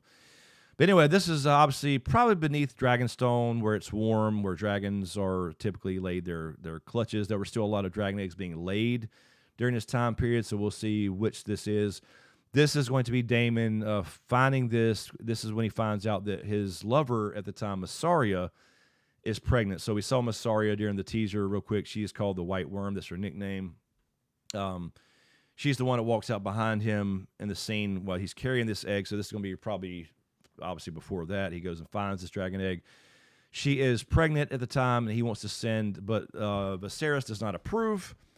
So he wants to send a dragon egg with his child because that was the custom. If you have a child, you put an egg with your Targaryen child in the crib, in the cradle, and they formed this bond, apparently, or so they thought. And we'll see who this is from. I don't know if they'll tell us if this is from, like, what dragon, what clutch this comes from or whatever. There were a couple there in this time. We'll see. It's pretty old, though. We see some cobwebs back here, I think, where it could be. Unless that's like this slimy shit or something, but it looks like cobwebs. So we'll see if they like show us the who laid these eggs, whether it was like I'm not even sure. I mean, it would just be a guess. You could just name a couple dragons, but yeah. So it looks like he's been searching under Dragonstone here, and we got the shot obviously of the dragon as he's approaching, trying to find this thing. So this is where he wants to send with his with Mysaria to Essos, and he tries to do that, but his brother says, "Oh hell no, you ain't taking a dragon egg." That was obviously a big thing to them. They were still hatching dragons at this time and all that stuff. Bandersnatch. To be fair, House Dane is probably the most normal house in Westeros. Most of the others be tripped. That is true. They are very they are chill. Oh, House Haynes. I hear you, Haynes Nation. House Haynes descended from House Dane. I hear you, man. Yeah, he does. He looks like it's like that's what I was going to say, Marquita. He looks surprised, like, oh shit, but I don't know why he would be. I don't know how involved he was with other dragons. Obviously, he's a dragon rider already. But yeah, he looks surprised. So I don't know if this is like maybe there's been a lull in eggs or something, but I think there was still a pretty fair amount of clutches being laid at this time. The egg has a wig. Yeah, there you go. I was trying to see. I'm colorblind as shit. I can't zoom in on this, but I was like trying to see the color. I was like, but yeah, this would not have been. This is just a guess, but who knows? Of what dragon? Maybe because I don't know if this we'll see like the hatch, because I think by the time. I don't think we'll see any dragons hatch to be any dragons we know of, because they're already pretty much existing at this time, and then it would take them years to get to any kind of size. So we'll see if we see any dragons hatch. And then I think we only have a couple more here. They're pretty straightforward. We have, here we go, the sea snake with Rhaenys. This is presumably on Driftmark. I was trying to look at like some of the detail back here. There's just kind of a halberd standing up here with a candle on it. I can't tell what this is back here. It might be a seahorse or something, but presumably this would be Driftmark, which is their island, and then Castle Driftmark is the newest castle that the previous Lord of the Tides built, because High Tide was the old castle that was kind of decrepit and shit and wet and damp and all that stuff. So Corlys, Valerion, the Sea Snake, and Rhaenys. I'm imagining this is probably after the council. they look like they're having kind of a serious conversation, and it looks like Rhaenys and Laenor specifically, their child, their son, got screwed over, even Laena, and Rhaenys herself already had been screwed over. So this is probably them after the Council of 101 AC. I'm just guessing. Was it brown and tan? I thought so. I mean, I thought so, Marquita, but I'm colorblind as shit, so I wasn't sure. I need to put my glasses. I got them downstairs, Doc. I do wear my glasses occasionally. Doc got me some awesome with chroma glasses, I guess they're called, and I see. I live in the Matrix, apparently. By the way, is what I found out when I put those on. So anyway, this is I'm guessing they're discussing like. This is probably when he leaves the council as master of ships, or this could be perhaps later on. Maybe this is. I mean, there's a couple things. A lot of things it could be, but maybe this is when he decides to go help Daemon conquer the Stepstones. I mean, they could be having all kinds of discussions here. So we just see. I think we're going to see a lot more of this in this show as opposed to big, giant outdoor scenes, except obviously in later seasons when we get to actual the Civil War, Dance of the Dragons, but a lot more like in-depth conversation type things. So Rhaenys and Corlys Velaryon. And then, here we go. This is probably from the teaser we saw. Obviously, this is Rhaenyra and Alicent. This is the older versions here. You see some tears coming down her eyes here, and her as well. Obviously, she's in distress. This is probably when she comes in with the cat's paw dagger, trying to stab one of Rhaenyra's kids. In the trailer, it kind of made it look like she was going for Rhaenyra herself, but I think it was just an angle, kind of an editing trick. She's actually trying to go for a kid because her son, Aemond, minor spoilers, but this will come into play, loses an eye and becomes Aemond One Eye, and she wants an eye for an eye. She wants Rhaenyra's child punished who does this. So Rhaenyra has Jacaerys, Lucerys, and Joffrey, and she wants Jacaerys to lose an eye as well. So I think this is probably what this is. Kind of a pivotal moment here in their relationship because, as I said before, they were BFFs as they were younger. They got older. She became the queen, and they had kids, and then her father gets in her ear, and then her having her own sons. Aegon, all that good stuff. She starts to like, nah, my kid, Aegon should be king instead of you being queen, even though you were already named queen by your father and my husband. So you can see it's going to be complicated.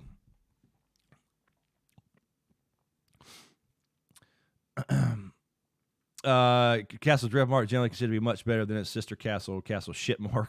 It's too late. No, it's good. You're good, Haynes. No, it is true. It's true, though. Mike Williams, what about after they lost a child they're rocking? Yeah, no, it could be. Yeah, I mean, sure, Mike. You're going to see. I didn't want to go into. You're going to see a couple people die before all this starts. I didn't want to spoil everything. I said minor spoilers, but yeah, we do see a funeral scene that would obviously be. I won't say, but it could certainly be that for sure because that's a problem. There's lots of things it could be. I was just saying, I think most of these would be early, and that probably will be an early scene actually too that we saw in the teasers and stuff. So they're not going to be showing you a bunch of stuff from like episode 10, right? There's Musey. How you doing, Musey? Welcome. So anyway, I think that's what this is right after that scene, after Aemond loses an eye due to Jacaerys, and then she wants an eye for an eye, and she comes in with that blade, like just crazy because one of her kids lost a damn eye, which, I mean, I can understand, but she wants the other kid, it was because they got in a scuffle to be punished and lose an eye, So this is her protecting her kids is what it's doing. And she thinks she's trying to protect hers by stabbing another one. So this is why. So here you go. You can see how these pictures are almost like split down with Team Black and Team Green. You know what I mean? Like a lot of these pictures are. So you see those parallels.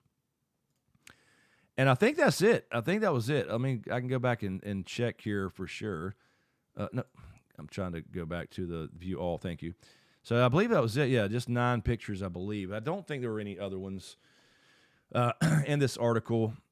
And anyway, so there wasn't, we can't extrapolate a whole lot. We can only guess, but it's pretty, I'd say it's fair to say that it's going to be all about the council. And, oh, here you go. Look, they got descriptions of every one of them anyway.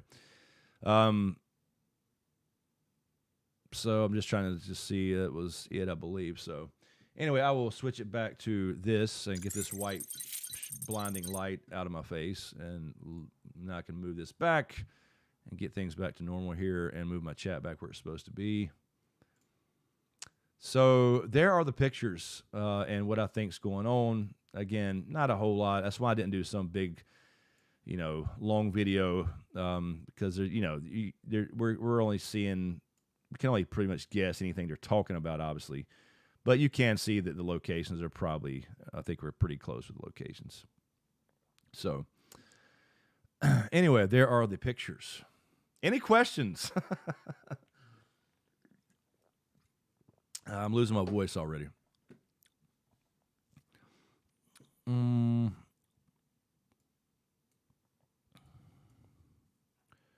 Why is this?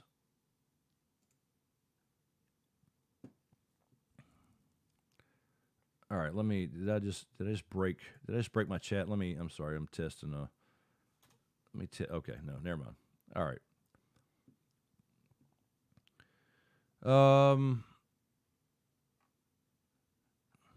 Let me check everything good here? Stream health, excellent, okay. The chat is just really slow or whatever with 140 people in here, so I was just making sure. All right. Let's see. I tell you what. Let me. I'm sorry. Musey, fastest land animal. What? Are you asking me? What about a cheetah? What? Oh, what? You posed with the book. Got to send it to you. Yeah, send me a pic. Tag me on social media, Musey. Tag me on Twitter with the book. Please do. Bandersnatch, how bombed do you reckon the Dragons will be? I think they're going to be cool, man. I mean, look, obviously that was a lot of people's favorite parts of I keep saying House of the Dragon, Game of Thrones.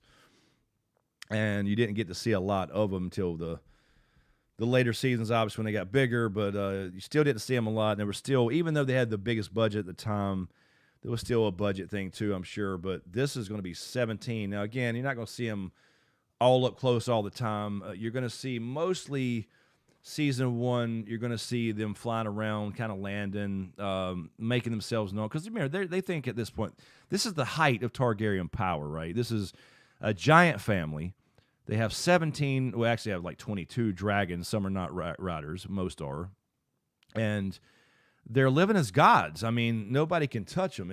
Nobody would dare oppose any Targaryen because we know what happened with Aegon the Conqueror and Harrenhal and things like that. People will learn these lessons. So this is going to be the beginning of the end for that, and what's left over, as we saw in Game of Thrones, where you have Maester Aemon, who's really in hiding. You have Jon, who we don't even know about for a while, and then obviously Dany and Viserys. This is the exact opposite. This is like the height of their power. Like they're coming off the Goat King, King Jaehaerys, and it was like the longest peaceful reign in Westerosi history. Everybody loved him. There wasn't a bunch of craziness going on at the time. Obviously there's always been the thing about crazy Targaryens. You did have Maegor the Cruel before this, but it's actually far less than people make out. Most Targaryens were normal, fairly normal during these times, but they're also all crazy to some extent because when that bloodlust about power comes into play during this medieval period, obviously that's what it's all about. So, Marquita, what's the best plan for HBO Max? I don't know about plans, Marquita. I don't even know what I think I pay. What do I pay? I've always had HBO. I had it when it was HBO Now or Go and then Max or whatever. just because of GOT. So and then Westworld and stuff. But I don't know. Is it like 12? Is it $12 a month? Is that? I can check. I can certainly check right here. I don't know. Maybe somebody can just answer in the chat there. HBO Max price. I don't know. I don't know if there's any different plans or what. I think it's just all. I think it's just everything is just one plan. $14.99 is the what it says here. I think that's the only plan because it's HBO and Cinemax together essentially and all their stuff. Everything HBO has is on HBO Max. Yeah, Marquita, for sure. Bloodlust and inbreeding causes a lot of that, obviously, and they're obviously not aware during this time period. It's not like it's Earth or something where they know all this medicine, but obviously inbreeding does cause some of that for sure. But it's to keep the bloodlines pure, and see that's the thing. During this time period, they still, I don't even think they're starting to lose, right? They're starting to lose what they originally all that was for. The idea that was before in Old Valyria. And then the Targaryens continued that tradition of marrying sisters and brothers and all that stuff and cousins and all that stuff, aunts and uncles, etc., is to keep the bloodlines pure. And for some people, it's just a looks thing because they're like if you think about Lord of the Rings, the Targaryens are like the elves of Middle Earth, right? They're essentially otherworldly beauty type of thing. That was the idea behind the elves. And that's the way the Targaryens are. But really, in the old days, it's more about their blood for dragon bonding. And they're starting to lose that, right? They don't really know how it works anymore. It's still working to some degree. Obviously, this is the most dragons they've ever had and stuff. A lot of dragon riders, etc. But they're starting to lose, why it works, why you can hatch dragons, how they hatch, the bonding, all that stuff. But that's what it was really about originally, as opposed to just looks, But it became that type of thing when they were almost worshipped like gods. So, but yeah, they don't know what that causes.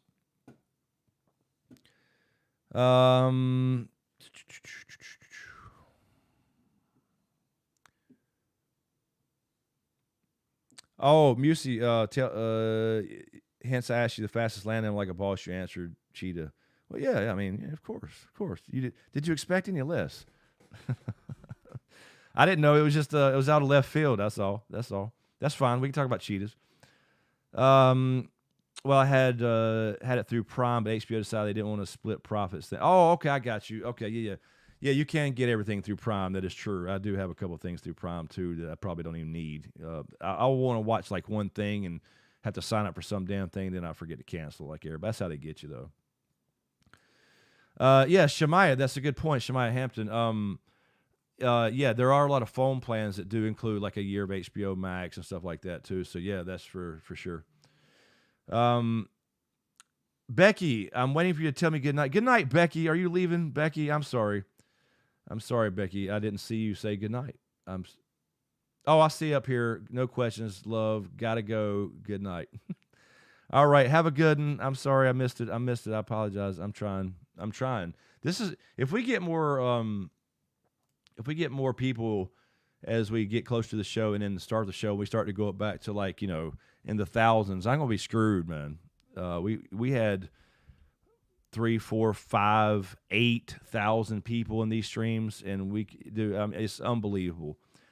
And people were I heard people were kind of mad. We couldn't answer every question. But people didn't realize that the chat was literally looked like that. It was just a Zoom. What's up, Jeremy? How are you? Are you more excited for Snow or this? Honestly, right now, just based off what I know, Jeremy, this because I love this story. I love Daemon, but again, if they give us some more details on Snow, is it going to be a sequel in the sense of can they alter a few things or not alter, but can he go back and fix a couple things? Is he going back to Westeros as opposed to just hanging out north beyond the wall, all that stuff? We get Tormund back. We get, Brienne. Is he going to visit Bran? Is he going to visit Winterfell? That type of thing, which I think they have to do to sell this show. I would certainly be excited for a Snow thing, even though it really wouldn't be canonical since there is no ending yet. But right now, just because I just don't know enough. The idea of Snow sounds good in some ways and sounds dumb in others, if that makes sense. Um, Bandersnatch. I reckon the Targaryens have some form of dragon fire in their blood, and that triggers the Yeah, I think they actually have dragon's blood in their blood. I think that's what makes Targaryen blood special, or Valyrian blood. Some blood magic thing that happened thousands of years ago when they learned all this stuff, and I think that's been the thing ever since. But there are kind of special Targaryens too that have more than others, or whatever it may be, more DNA. I don't know what it is, like Dany, for example. So there's some magic-y stuff too. James Piles, what's up, James? When will the next trailer be released? We're guessing, James, this Thursday, because this is Comic-Con week and Thursday is their panel. But that's just a guess. I just couldn't see it being any other time, because at this point, let's say this, by this weekend, you'll have 4 weeks to go, and we still haven't got a full-fledged trailer. This last one was pretty close to a trailer, but they still called it a teaser. I think we get a full trailer Thursday. Now, it's just a guess. Again, I could be completely wrong. It could be just come out of nowhere, but we're getting so close. Maybe they'll wait till 3 or 4 weeks instead. Maybe they won't, but I'm guessing Comic-Con.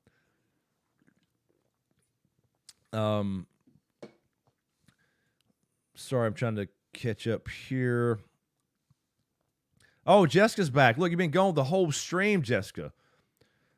We done went through all the pictures, Jessica, and she's just now back. That's okay, Jessica. It's okay. Yusuf, House of Dragon Snow should be good too, though. I mean, yeah, it has the potential, sure. I mean, I just don't know. It's beyond anything as far as any of the in-game beats that George gave to D&D for for Game of Thrones. It's really just essentially fan fiction. So we'll see what happens. We'll see. If they announce that there's other people going to come back to some degree, at least, I think that'll make me more excited about it. They just really screwed John over, in the whole ending. Amy Collins, Russell, it's interesting that the Targs weren't even the most powerful dragon lords on Valyria. Makes me wonder about the other dragon families before. Yeah, exactly. We just don't know anything about them. Yeah, they were a very minor family in Old Valyria, so it wasn't like they were Now, there was, most Valyrian families were not dragon lords, obviously, so it was only a handful. So they were one of the dragon-riding families, but not everybody was. But they were still a very minor house in comparison before the Doom. All right, Becky. Good night. Bye. Thanks for hanging out, Becky. I appreciate it. I'm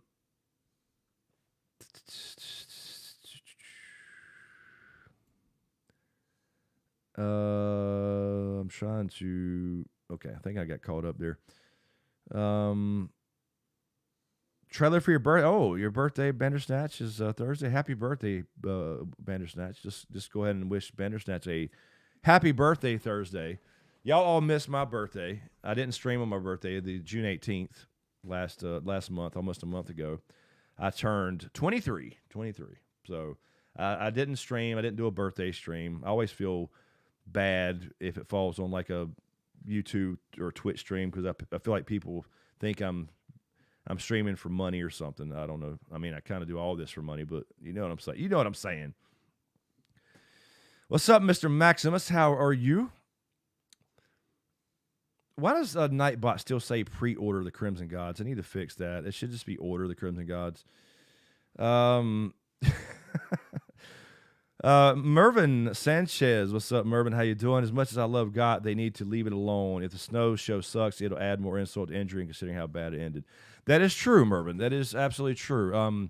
That's what I'm saying. If I can find out that John's going to maybe think about who he is and, want to explore that more, and maybe he needs to come back to do something and use his name, Aegon Targaryen, all that stuff. Dany can be resurrected, even if she's not in the show, but we find that out. I mean, those type of things would make me want to see what the hell they do. But when I first heard it, I mean, I said it on stream. We talked about it. We did a live stream about it.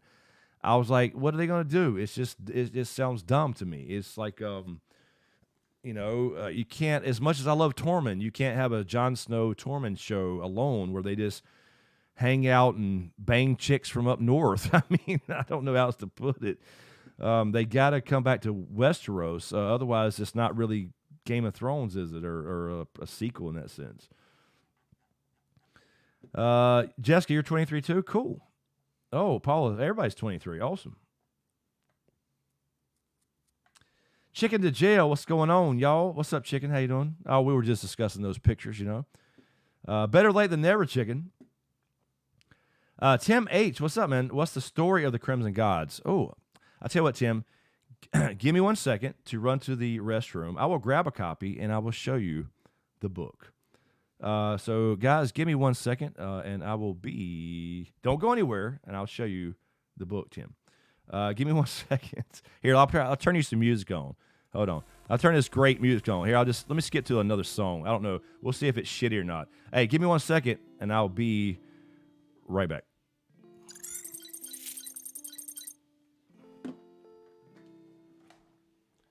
Hey, Boogaloo.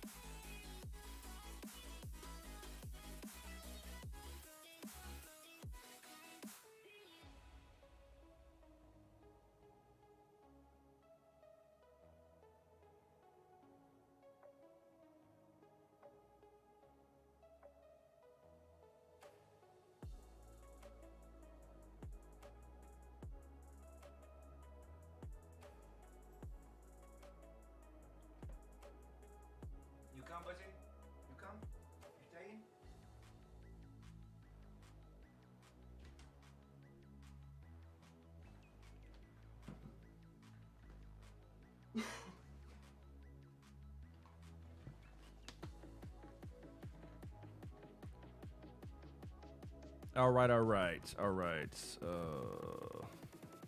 The Riddick didn't come back. All right, let me do that. Turn that off. All right.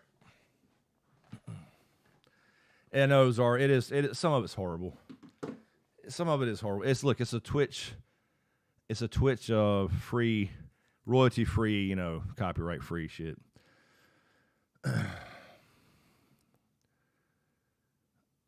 KW, there are going to be snowblowers porn parodies now.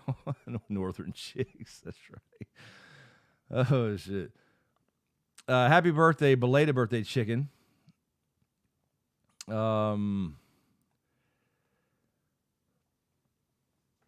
Let's see. Bolting in the BFF picture, it would seem like they are discussing Dargon's symbol of the book. Cover looks like a Targaryen crest. Yeah, I tried to zoom in. I think I saved the pictures or something when I tweeted them, but that was on my phone, so I couldn't zoom in on that picture we were showing since it was directly off the website because I was trying to see that the first time I saw it. I couldn't really tell, but it could be. It could be, but there's no telling.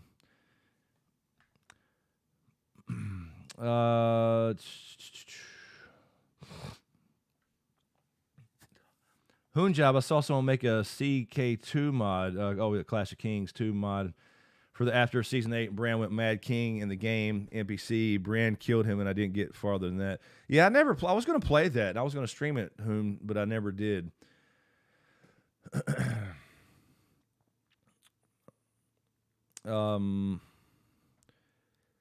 Amy, I'm wondering if in Snow, John has come to fix things for Bran, thinking Hour of the Wolf type of thing, or maybe he does go to Lands of Always Winter and finds a different threat. Yeah, I think people are thinking along the wrong lines of we have to have this, like there's other White Walkers and whatever. I don't think that's the case. That would, even whether you loved it or hated it, that would still undermine the whole Night King thing. So I don't think that's the case as far as like the Lands of Always Winter. Now, they may go there. That'd be cool to see. Like them go and find like White Walker culture, where they lived, all that stuff. That would be cool, just to find out more about them.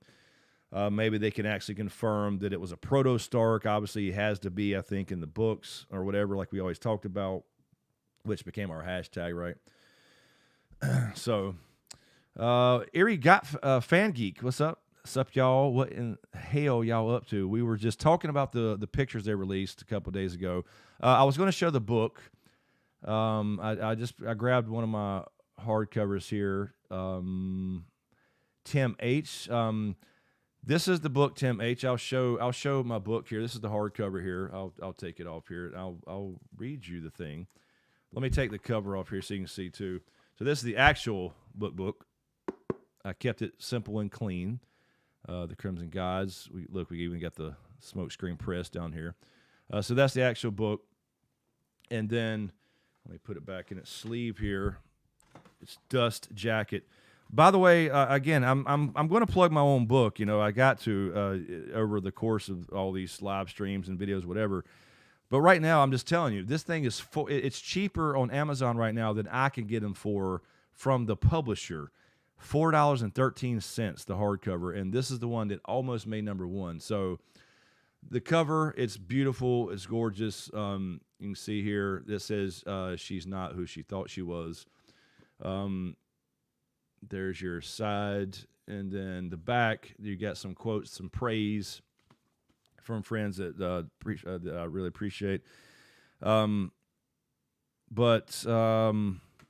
it's a medieval fantasy. And so with a twist, I would say. Kyle Dubs is in here showing up again. He's vanished for a couple years here. K-Dubs was one of the first people we ever met in person. He came over to my old Cracker Box house back in the day, and I had started writing this thing. And Kyle, I don't know if you've read this full book or not, by the way, because you saw the beginnings of this, and Kyle went in there and like read the first chapter, what became the prologue, and I don't know if I had like maybe 2 or 3 chapters done, the whole thing, maybe. Then Kyle, maybe I don't know if you remember, but anyway, it's just funny. What's up, Crows? There's There's crows or something. Yeah, I was gonna play Clash of Kings and with that mod, but I never did. I was playing other things, I guess. But anyway, so it's in medieval fantasy. I would say dark fantasy is its primary genre. So I don't. It's one of those things where you can't talk about it. Here, I'll tell you what. I'll give you a link. Go to my website, and it will have the first. You can actually read the prologue there. It's on the bottom of the site for absolutely nothing. You can also do the look inside on Amazon. If you go here, you can read actually, or you can go to here. I'll tell you what. You can go to thecrimsongods.com. My website is linked to that as well, chrismchristian.com. It's all there. Let's see, but I'll go to this link. For some reason, it's a little bit slow tonight, but this will have the synopsis, all that good stuff. You can go to either one of those, chrismchristian.com or the Crimson Gods, but it has the synopsis, like the blurb or description, as some call it, right there on the top with a trailer. I put a trailer on YouTube, my YouTube channel. There's a book trailer on my channel. Here is my author website as well. You can sign up there, by the way, to the newsletter on my site as well. And I'll send out emails like updates and stuff of what I'm working on as well. But yeah, you can't say. Let's just say it's a dark fantasy. It's the idea is it builds this tension up about what the hell's going on. There's something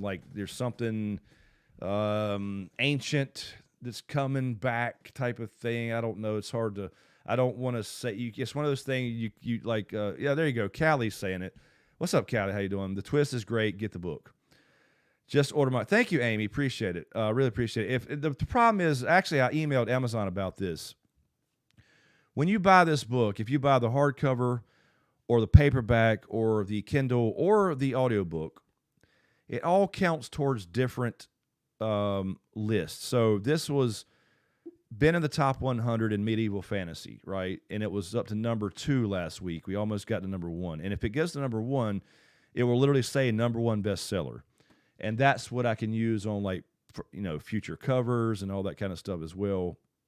I can say best-selling author. I mean, I know that's not some huge thing like the New York Times, but the point being that it is marketing, and so we were so close. But the problem is it does. If you buy the paperback, it doesn't count towards the hardcovers ranks, and it's dumb. And I emailed them and said I don't get why this would count in different things, because if somebody buys the paperback, but the let's say the hardcover is like number, what is it right now? Let me just see.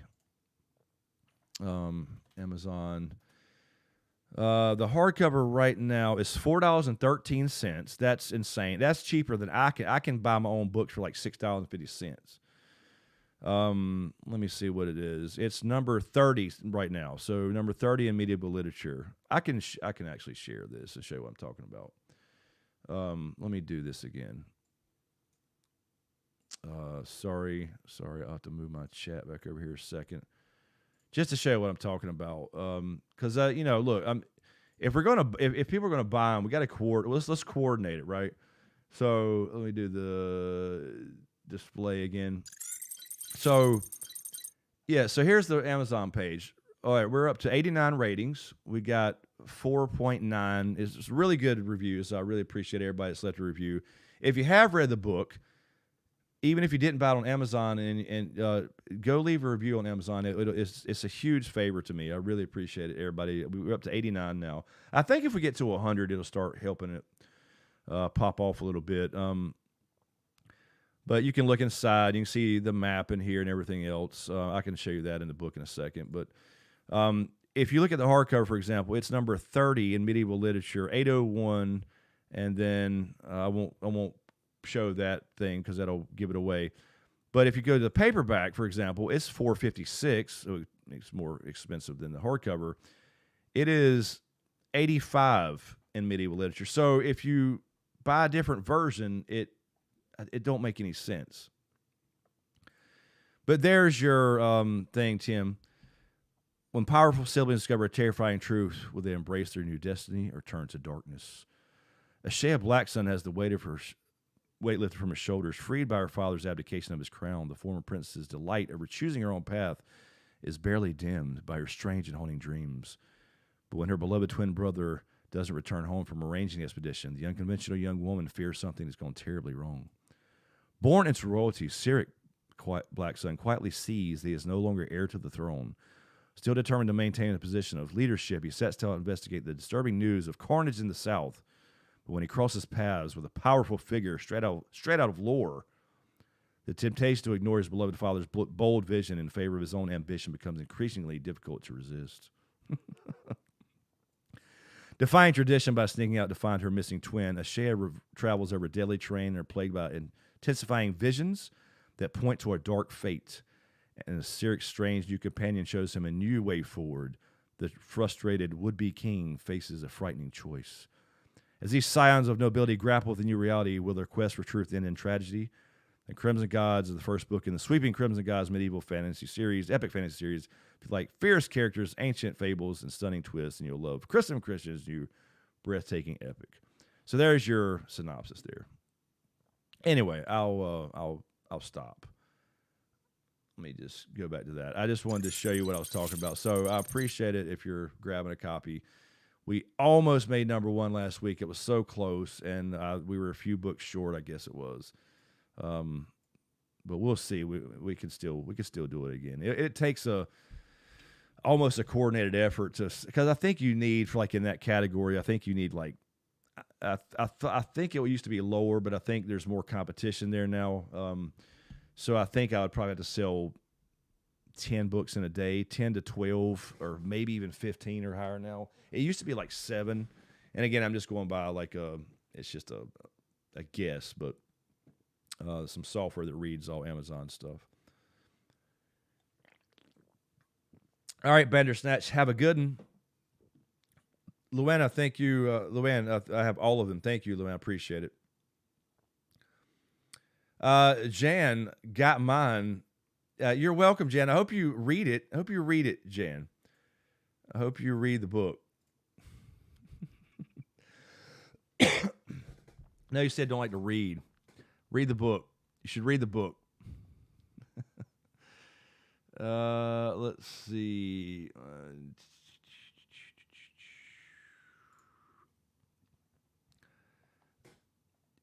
Yes, Nat. Furpies is here. Like he's actually like talking and stuff tonight. It's really weird. He vanished for years and now he's just back. And he's acting like he knows us again. So I don't know what's happening. It's really weird. Marquita, I tried to find it in the good old library. Sorry, I'm Poe. I understand, Marquita, but it wasn't listed. Push for it to be part of it is. It's got a Library of Congress control number. It is in libraries, Marquita. It's in local libraries here. I do have a Library of Congress control number. I did the whole thing. Let me show you this book, by the way. Marquita, if you can't get this book, I will send you a damn book. I mean, seriously. We got books. So just to show you, so here's your title page, your half title page. Then you got the full title page. This thing is gorgeous. Look, I'm telling you, the people I worked with did outstanding. Here's your copyright page, Marquita. You're talking about you got your Library of Congress control number, all your ISBNs, SmokeScreen Press, my little thing to Camden. Then here's the map that I had done. I have a full color version on my wall, but this is at Osgoth. And Kyle, you may remember the sketches of this. I mean, this is the actual map in here. And then look at the formatting, man. I'm telling you, this is Urtatch, who you guys know from the Game of Thrones community. The artist did all my artwork. Look at the formatting for the prologue. That's Wolf Pine, one of the major castles in the story. And then, for example, that's the prologue. I'll just go to like a random chapter. Here's the breaks. Here's the scene breaks. There with the lotus. The lotus is actually obviously a thing. It's on the cover. It's symbolism, obviously. Just the standard chapter header. Chapter 7. You just see the blood splatter. That's a Nev chapter. And then every 13 chapters or so, I got character art. So you had the prologue I just showed you. let me find. And then Urtach put in, or he sent me, did this character artwork. So this is Amari. This is one of the this is chapter 13, but you see Amari over there. This is one of the major characters. Amari, Docksider, nicknamed Doc. And then here is Cyric. This is Cyric, who we just talked about. It's chapter 23. And then there's the character art. And this is obviously printed in black and white. I have full color versions. Cyric Blacksun, Ashaya's half-brother. And her other twin brother is Merrick. And then here's Ashaya. Here's the main chick, the main character. So there's Ashaya. And the Urtach did this artwork for me. And then you have the folds and all that stuff. So it's a gorgeous book. The people I worked with did the cover and the formatting and stuff. It was fucking standing. Yeah, Marquita. Yeah, I don't know. I can't control all that. Obviously, I did get a Library of Congress control number. I looked it up here locally, and it is available in local libraries. It's in a couple bookstores here locally that I worked with personally, and then it was in several Barnes and Nobles across the country. I had people sending me. Sorry, I'm trying to not break my microphone here. I had people sending me screens, pictures of when they saw it on the shelf and all that stuff. That was really, really cool to see. I'm so proud of this thing. People seem to really enjoy it for the most part, and like it or not, it's gorgeous. And I just really, really proud of it. But it does not have space unicorns, Mazuma. I know. We're gonna fix that though. Anyway, so there's the book. If you like medieval fantasy, I'm just telling you right now, like it doesn't make a difference to me. I make like 30 cents off a hardcover. But right now on Amazon, it's literally $4.13. You're going to pay probably more for shipping. It'd probably be $8 with shipping. I don't know if you have Prime or not, whatever. I don't know, $8, $9 with shipping for a hardcover. Look, the normal hardcover is $26, and that's because of the whole virus thing where everything was more expensive in paper, and you have to make it to where you make some profit, or they won't even let you price it that low. So $4 is crazy. I know, Jessica. I know, sequel. I know. Thank you, Paula. Thank you. I appreciate it. Jake, thank you, man. Just bought both. Awesome, man. Appreciate it. Thank you guys who are grabbing it. Christian Cruz, what's up, Christian? How you doing, man? It's in the Las Vegas County Library. So very cool, man. Thank you, Natai. It really is. They did a great. I'm telling you. I worked with the guy named Damon and his company. Damon Zah is his company for the cover art. It's one of the more expensive ones, but they sent two ideas when I first gave them all the details, and this first one was really close, and I just had them change a couple small things. You can't see it on this camera, but I don't know if you can. If you can see the glyphs hidden in there, those glyphs have meaning. You can kind of see it there. But there's glyphs they're not hidden, but you can see them. You can't see that dark side. Maybe if I turn it a little bit, you can see those glyphs in there. They're in the background and stuff, and you can see the detail with the blood droplets a little bit. You can't see everything on this, obviously, on this screen, but they made it gorgeous, man. Paula Marie, we have an audiobook. You want to hear a sample of the audiobook? Let's hear a sample of the audiobook. Let me go to my Audible. This dude, Graham Mack. I did an interview with Graham, by the way. Look for Graham Mack with my name, and you'll find it on YouTube. I did an interview. He's the guy who did my. Let me find. Go to my Audible. You want to listen to a sample of the audiobook? No, Audible.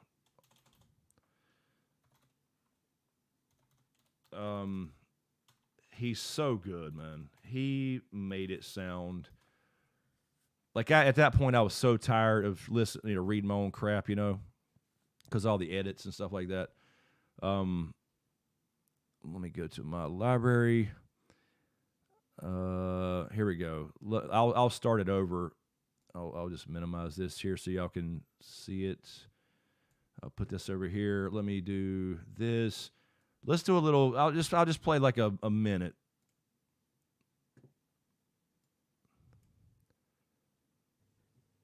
A guard. I'll start it over. Chapter 13. Listen to this. Amari. All right, Sorry, Kay. wake K Dubs, have a go, man. Thanks for hanging out, dude. Pushed on his shoulder. The past few days, Cyric had gotten worse. Oh shit! Wait a minute. I'm on chapter like I don't know where that was. Let me go back. I'm sorry. Let me go to.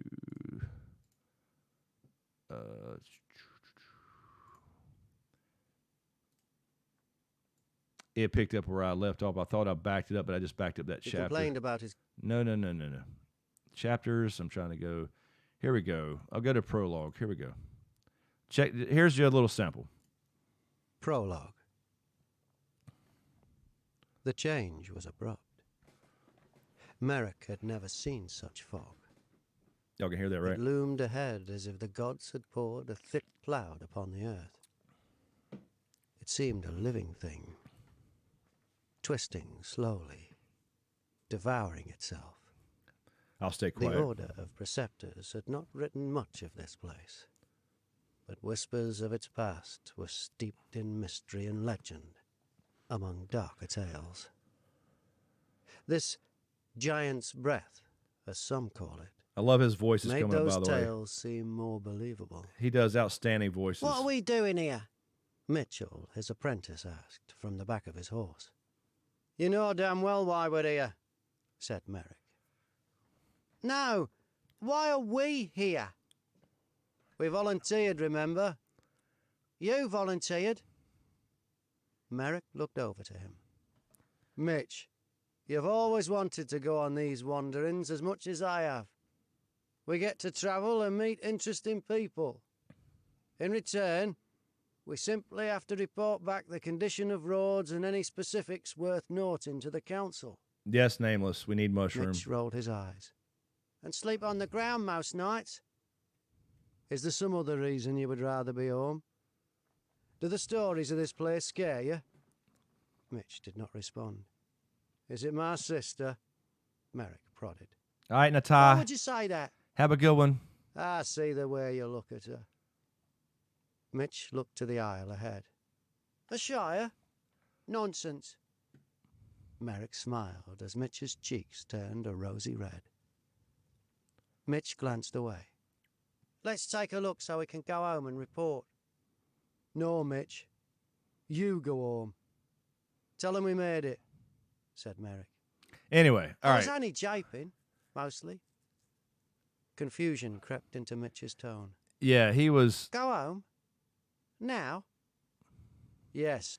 So there's your little sample. You can actually listen to more than that on the. If you go to Audible, if you go to this, you can get you a free book and a free trial. And you can keep the book even if you cancel the trial. I think that's it. audibletrial.com/smokescreen. I didn't mean to just start pushing the book stuff, but I mean, I wanted to mention it. 'Cause I am really proud of it. It's really cool to see, but I appreciate you guys grabbing copies. I was just saying, if you want it, it's a good time to get it on Amazon because it is cheap. But Graham Mack, I just mentioned really quick. Graham is outstanding. I did an interview with him on his YouTube channel, and he is from the UK, obviously, but he's in radio over there. He's a pretty big radio guy over there, and he has every voice, every accent from the UK, all the way from the South to Scottish. I mean, because he's lived everywhere in radio. Because in radio, it's known you get fired a lot, move around. So it made me realize during this interview with him, he did 70 character voices. I didn't realize I'd written 70 characters. So anybody that's in the background that says hello, or if they walk into a pub, I was going to say pub, if they walk into a building or whatever, a castle, and somebody says hello, a guard, or maybe it's somebody serving them drinks or whatever. Anybody that has a voice or says one line, he has a separate voice for, and he keeps these separate voice files. It's really cool, man. And he really made it sound like it. It didn't even sound like mine. It was so cool. So anyway, what's up, Yvette Reese? How are you? That's all right. That's all right. You can rewatch it. We went over all the pictures and stuff earlier. I didn't make this mean to get off on a book tangent, but I just wanted to show you guys that because we were close. Tim H. Amazon is telling me it can't send the book to my address. Where you at, Tim? Thank you, Amy. Yeah, I really am. It's just a 2.5 year process. It was crazy, but I got it done, and I'm so proud of it because everybody says I want to write a book. Well, I just made myself do it, and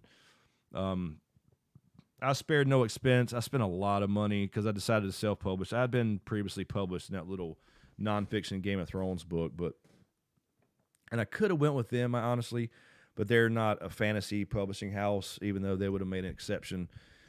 But I wanted to be in full control of everything, and so I decided to go for all that. So, Tim, I don't know then. I sent a couple books to Australia. I'd sent one to Alt Shift X and a couple other people who pre-ordered from Australia. Alt Shift X, the YouTuber, I sent him one. He's down there, and it cost me $120 to send a book to Australia, which is absolutely insane. So I don't know how Amazon works there. But by the way, Tim, it's not just Amazon. You can get it any bookstore online. You can get it. So if you like Barnes & Noble, or if y'all have a certain Australian big book thing, they would probably have it too. So if you can look in, you get it anywhere you want. I was just saying the Amazon price is really, really cheap right now. I spent $1,200 shipping about 100 books out to people, and it was crazy. So yeah. Anyway. All right. So anyway, I appreciate you guys grabbing it and leaving reviews and all that stuff. The more reviews, apparently, the better. Although I hadn't really seen that, but that's the only thing that can tell other people. The idea is like Amazon or anywhere else. If you leave reviews, the more it gets pushed out to people. I've never asked for a good review. I've only asked for honest reviews. I think it's got 30 on Goodreads right now. I think it's up to 30. I think it's like a 4.7 or something like that. But Amazon is 89 or something. So if we can get to 100, that'd be cool. Mike Williams just bought up and read on my next cruise. Thank you, Mike. Appreciate it, man. Hope your next cruise is soon. It's fairly quick read, honestly. Once you get going, I think it's fairly quick from what people are saying, and of course, and reading my own stuff's a little different. But Jake from Safe Storm, yeah, I mean Prime free shipping, yeah. You're if you got Prime for sure. Thank you, Jake. Appreciate that, man. And anybody I missed, I'm sure I missed up here. But let's see. I'm trying to.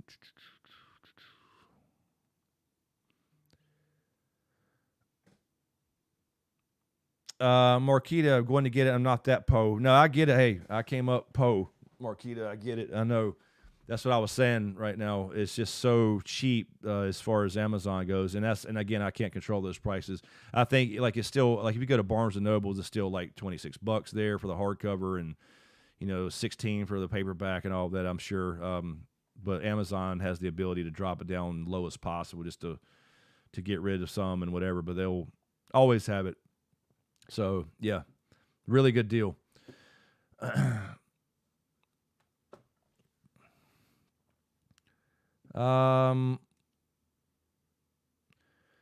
Christian, can I make money on the book? Yeah, I mean, if I sold enough, I mean, I've made like a little bit of money back. I spent so much money you wouldn't believe, because I went through every round of editing, which is very expensive. Professional editors are not cheap, and obviously it takes a while to do it. It's a long process. And then you spend money on your ISBNs. You have to have an ISBN for each format. You have to have your obviously your artwork, whatever artwork you're doing, formatting. If you do that, you could do some of that yourself. But I wanted to make sure everything was perfect. Cover art, obviously, you can do your own blurb, but you can pay people that are more professional about it and how to word it right. So I just spared no expense. So I haven't made anything off the book. I mean, I've lost a lot of money on the book, but I expected that. You know, I did that on purpose. I wanted to be my debut novel to be as perfect as I could get it. There's still a couple of typos, you know, that even through 5 rounds of edits of complete strangers and proofreads, there's still a couple of issues. I think the ebook, the ebook is weird. You can't format an ebook like you can a regular book for some reason. Like you can't have all that awesome chapter headings and all the good stuff that makes the physical book look so beautiful. And I think there's a couple issues with some of those from what I hear, but I didn't see many. But you'll never get every typo. I mean, every little thing. And I don't mean like in the writing. I think most of that's perfect except for a couple, like there might be a missed comma here and there or something. But you know, there's one, for example, I can't even remember what chapter it is. Like I didn't catch it till nobody called it, even the proofreader after the formatting was done. It's like, it says, like it's a William chapter, I think, and instead of saying like chapter 17 and then it says William below it, I think it says chapter William or some, you know, some things like that happen. But it's really high quality. When I took it people locally to a local bookstore, I took it to my local library before it got in there anyway with the whole, because that's what, like she was saying earlier, you get a Library of Congress control number to get it in libraries across the country.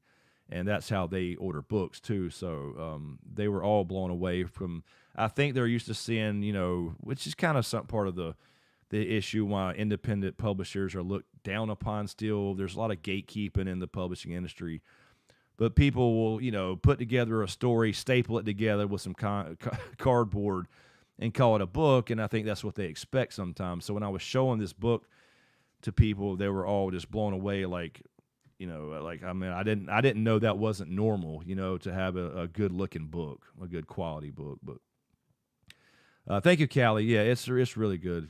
It's really good quality. It's awesome. It's really cool to see. Yeah, but don't. Yeah, I mean, I don't. If you expect to write a book and make money, that's just not the case. You have to get to about, they say about 20 books out there before you start making comfortable money from a book, and I mean low end comfortable money. So yeah, it's unless you get lucky, obviously. Now this thing gets turned to a screenplay, gets sold, somebody likes it, the right person likes it, and it becomes a movie or an Amazon show or a Netflix show, then you can make some money. But till then, Luann, I just posted the book on Facebook. Thank you, Luann. I appreciate it. Yeah, any shares, word of mouth, that's what sells books. It's not ads. I tried some ads here and there, didn't do a damn thing but waste money. So it's word of mouth and people talking about it in little groups and among friends or maybe Facebook groups or reading groups or book clubs, things like that. So Dragon, what's up, man? 5616. Hey, Chris, been lurking again for the past few weeks. I'm in the middle of the book, and I'm enjoying it very much. Are you working on a sequel? Awesome, man. I really appreciate it. Yeah, I am. I'm just not. I've worked a sequel and some prequels. The prequels may be an anthology of short stories. That'll make sense to you. There'll be 13 of those. That'll make sense to you when you finish the book.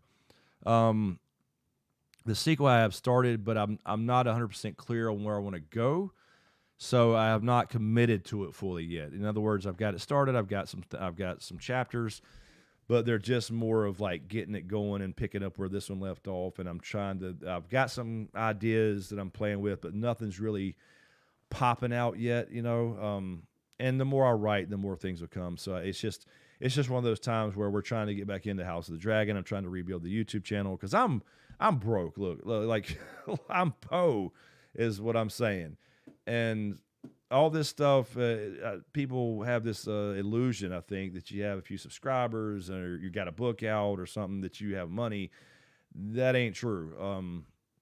I'm trying to rebuild this thing from where it was in season 8, before season 8 happened. And that's kind of the focus right now, is seeing if I can give this one last shot at the YouTube thing and all that stuff. And the writing, I'll certainly continue doing for sure, but it's just I'll get once we get through like House of the Dragon, the first season, and then I kind of get back on track with my thinking and where I want the story to go. I will pick that up again, and I write pretty fast. Once I have some points to go to, I'm more of a gardener, so I don't have it all planned out necessarily, but I'll have some of the big beats that come to me. When I have those, I actually move pretty quick as far as writing. X, thank you for subscribing earlier. I'm sorry I missed that a couple minutes ago, but thank you for subscribing, X. I really appreciate it.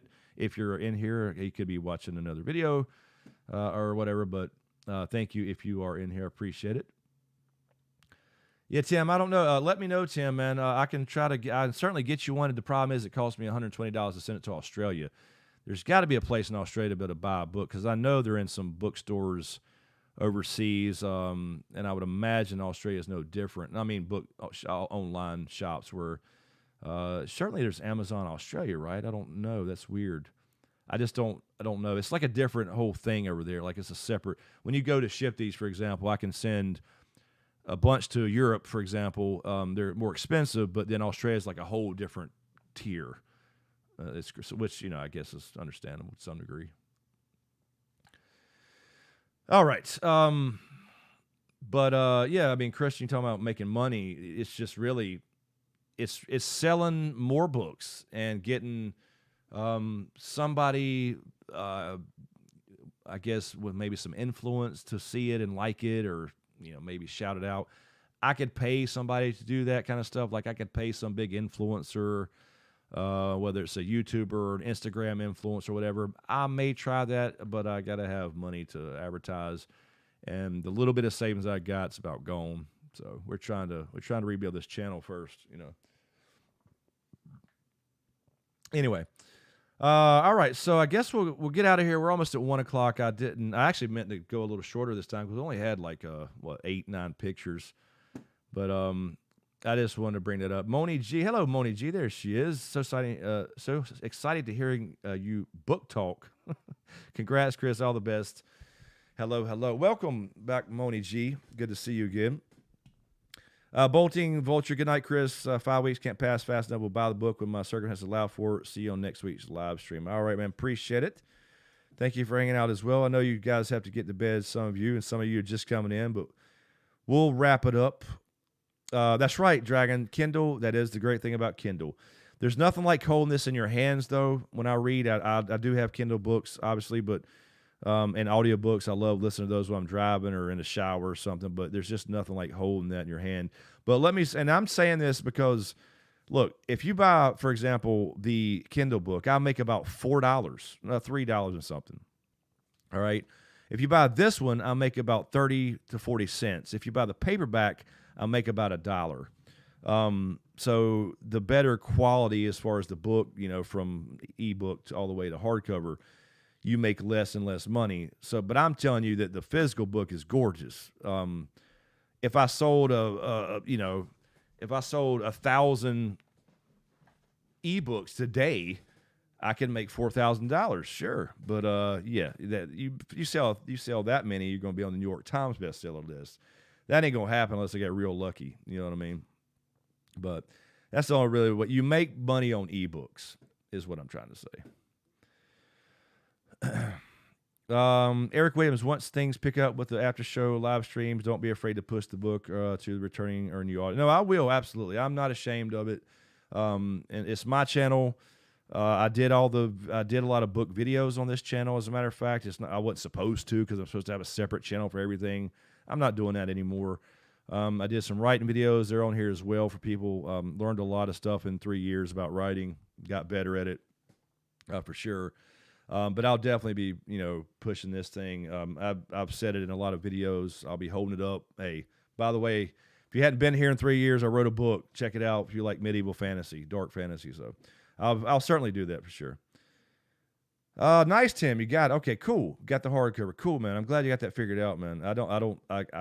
I have no control over the retailers. I only wholesale. You know what I mean? So I have my publisher distributes all of that stuff. So I can't control anything about where it goes. I will say this: if you, for example, in your local area, wherever you live, whether and and I know this is the way it works in the U.S. I'm assuming overseas too, in Europe or Asia or Australia, whatever.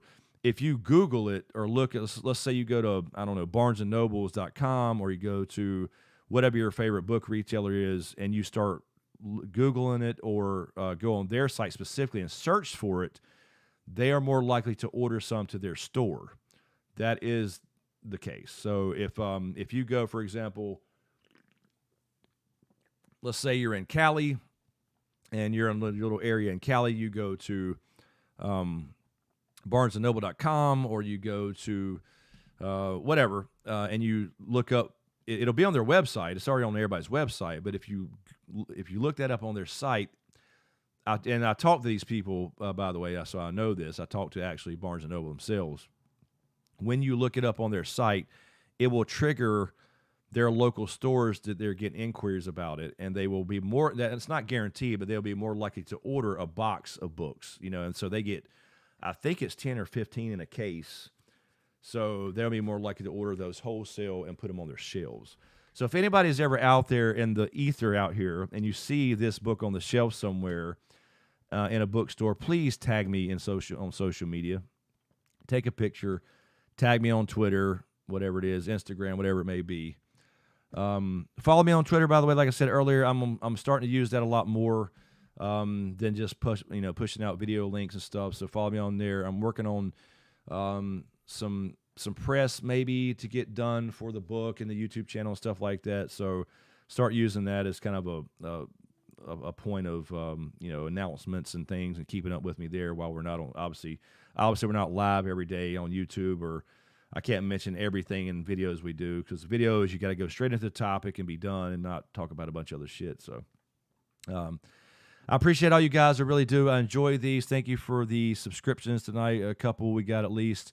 I'm sure we'll lose 10 or 12 just because we stream, but we'll hopefully get back to some level where we were. I don't expect it to be Game of Thrones level. We'll see what happens. And thank you guys for ordering the book and leaving reviews, all that stuff. All the support means a lot. If you can help in some way with as far as the channel goes, clicking the little join button is a big help, for sure. I know a couple of you guys last week, Yvette, for example, joined the channel. People rejoined as well. I think it's $4.99 a month. I get a little split of that with YouTube. Patreon obviously is always there as an option to get back to some kind of monthly income. You can join for as little as $3 a month up to whatever you want. So different levels there. And you get books there too, by the way, as well as merch, depending on what level you pick. So all those ways will support this channel, because you cannot depend on views or ad revenue. So just throwing that out there. But thank you guys so much. I appreciate you just being here. I missed these, and they're a good time. So we will do it again next week, and then we'll skip 1 week when I'm out of town for the weekend. But other than that, we'll pick back up and be doing this every week for House of the Dragon. So anyway, Musi. Oh, awesome. Thank you, Musi. You got the hardcover. Cool. Thank you. But thank you guys. Appreciate it. Oh, Tim, you got Amazon. Okay. Said no go 3 times and it worked. Cool. Let me know. Yeah, let me know. We'll talk about every live stream. I'll at least mention the book. So hopefully some of you guys get a chance to read it, and I hope you enjoy it, man. It's really cool. Let's see. I'm just trying to make sure. Okay. All righty. But yes, thank you guys. Love you all. Appreciate you guys being here. We will see you Sunday. I'll try to do something this week. I may talk about the Lord of the Rings thing, because I do want to cover it if it's going to be decent. I'm not just going to cover it because I hate it or something, unless there's just whatever. But Moni G, yes, I love seeing you too, and the live chats are fun. These are always fun, man. I really dig them, man. What's up, Dustin M333? Hey now. Appreciate it, Dustin, for stopping by. We're getting out of here, but thanks for stopping by. Appreciate it, man. Y'all have a great week, and we'll definitely see you Sunday. And look for a trailer this week. And of course, if we get a trailer, I'll be doing a breakdown on that. So that video will be out as soon as possible. And I may do something if I can find some kind of content without overdoing it about House of the Dragon. I'll try to put something out this week. Otherwise, I may talk about the Lord of the Rings thing. I need to go back through it and give my thoughts on it. Tolkien is the greatest story ever told, in my opinion. I'm getting back into Tolkien. I used to be into him really big, but I've forgotten a lot of stuff, so I'm trying to reread and relearn, remember some things. So I'm not this Lord of the Rings expert by any means, like I would say I would be in Ice and Fire world. But anyway, I do want to at least touch on that. So look for something this week. We'll see what happens, and we'll probably get a teaser. Might come out tomorrow. Who knows? Might do it before Comic-Con. So thank you, guys. Appreciate it. Thank you, Paula. Yeah, thank you. Share the book in the channel. I really appreciate it. Good night, all. Thanks for watching. And we'll see you next time. Peace.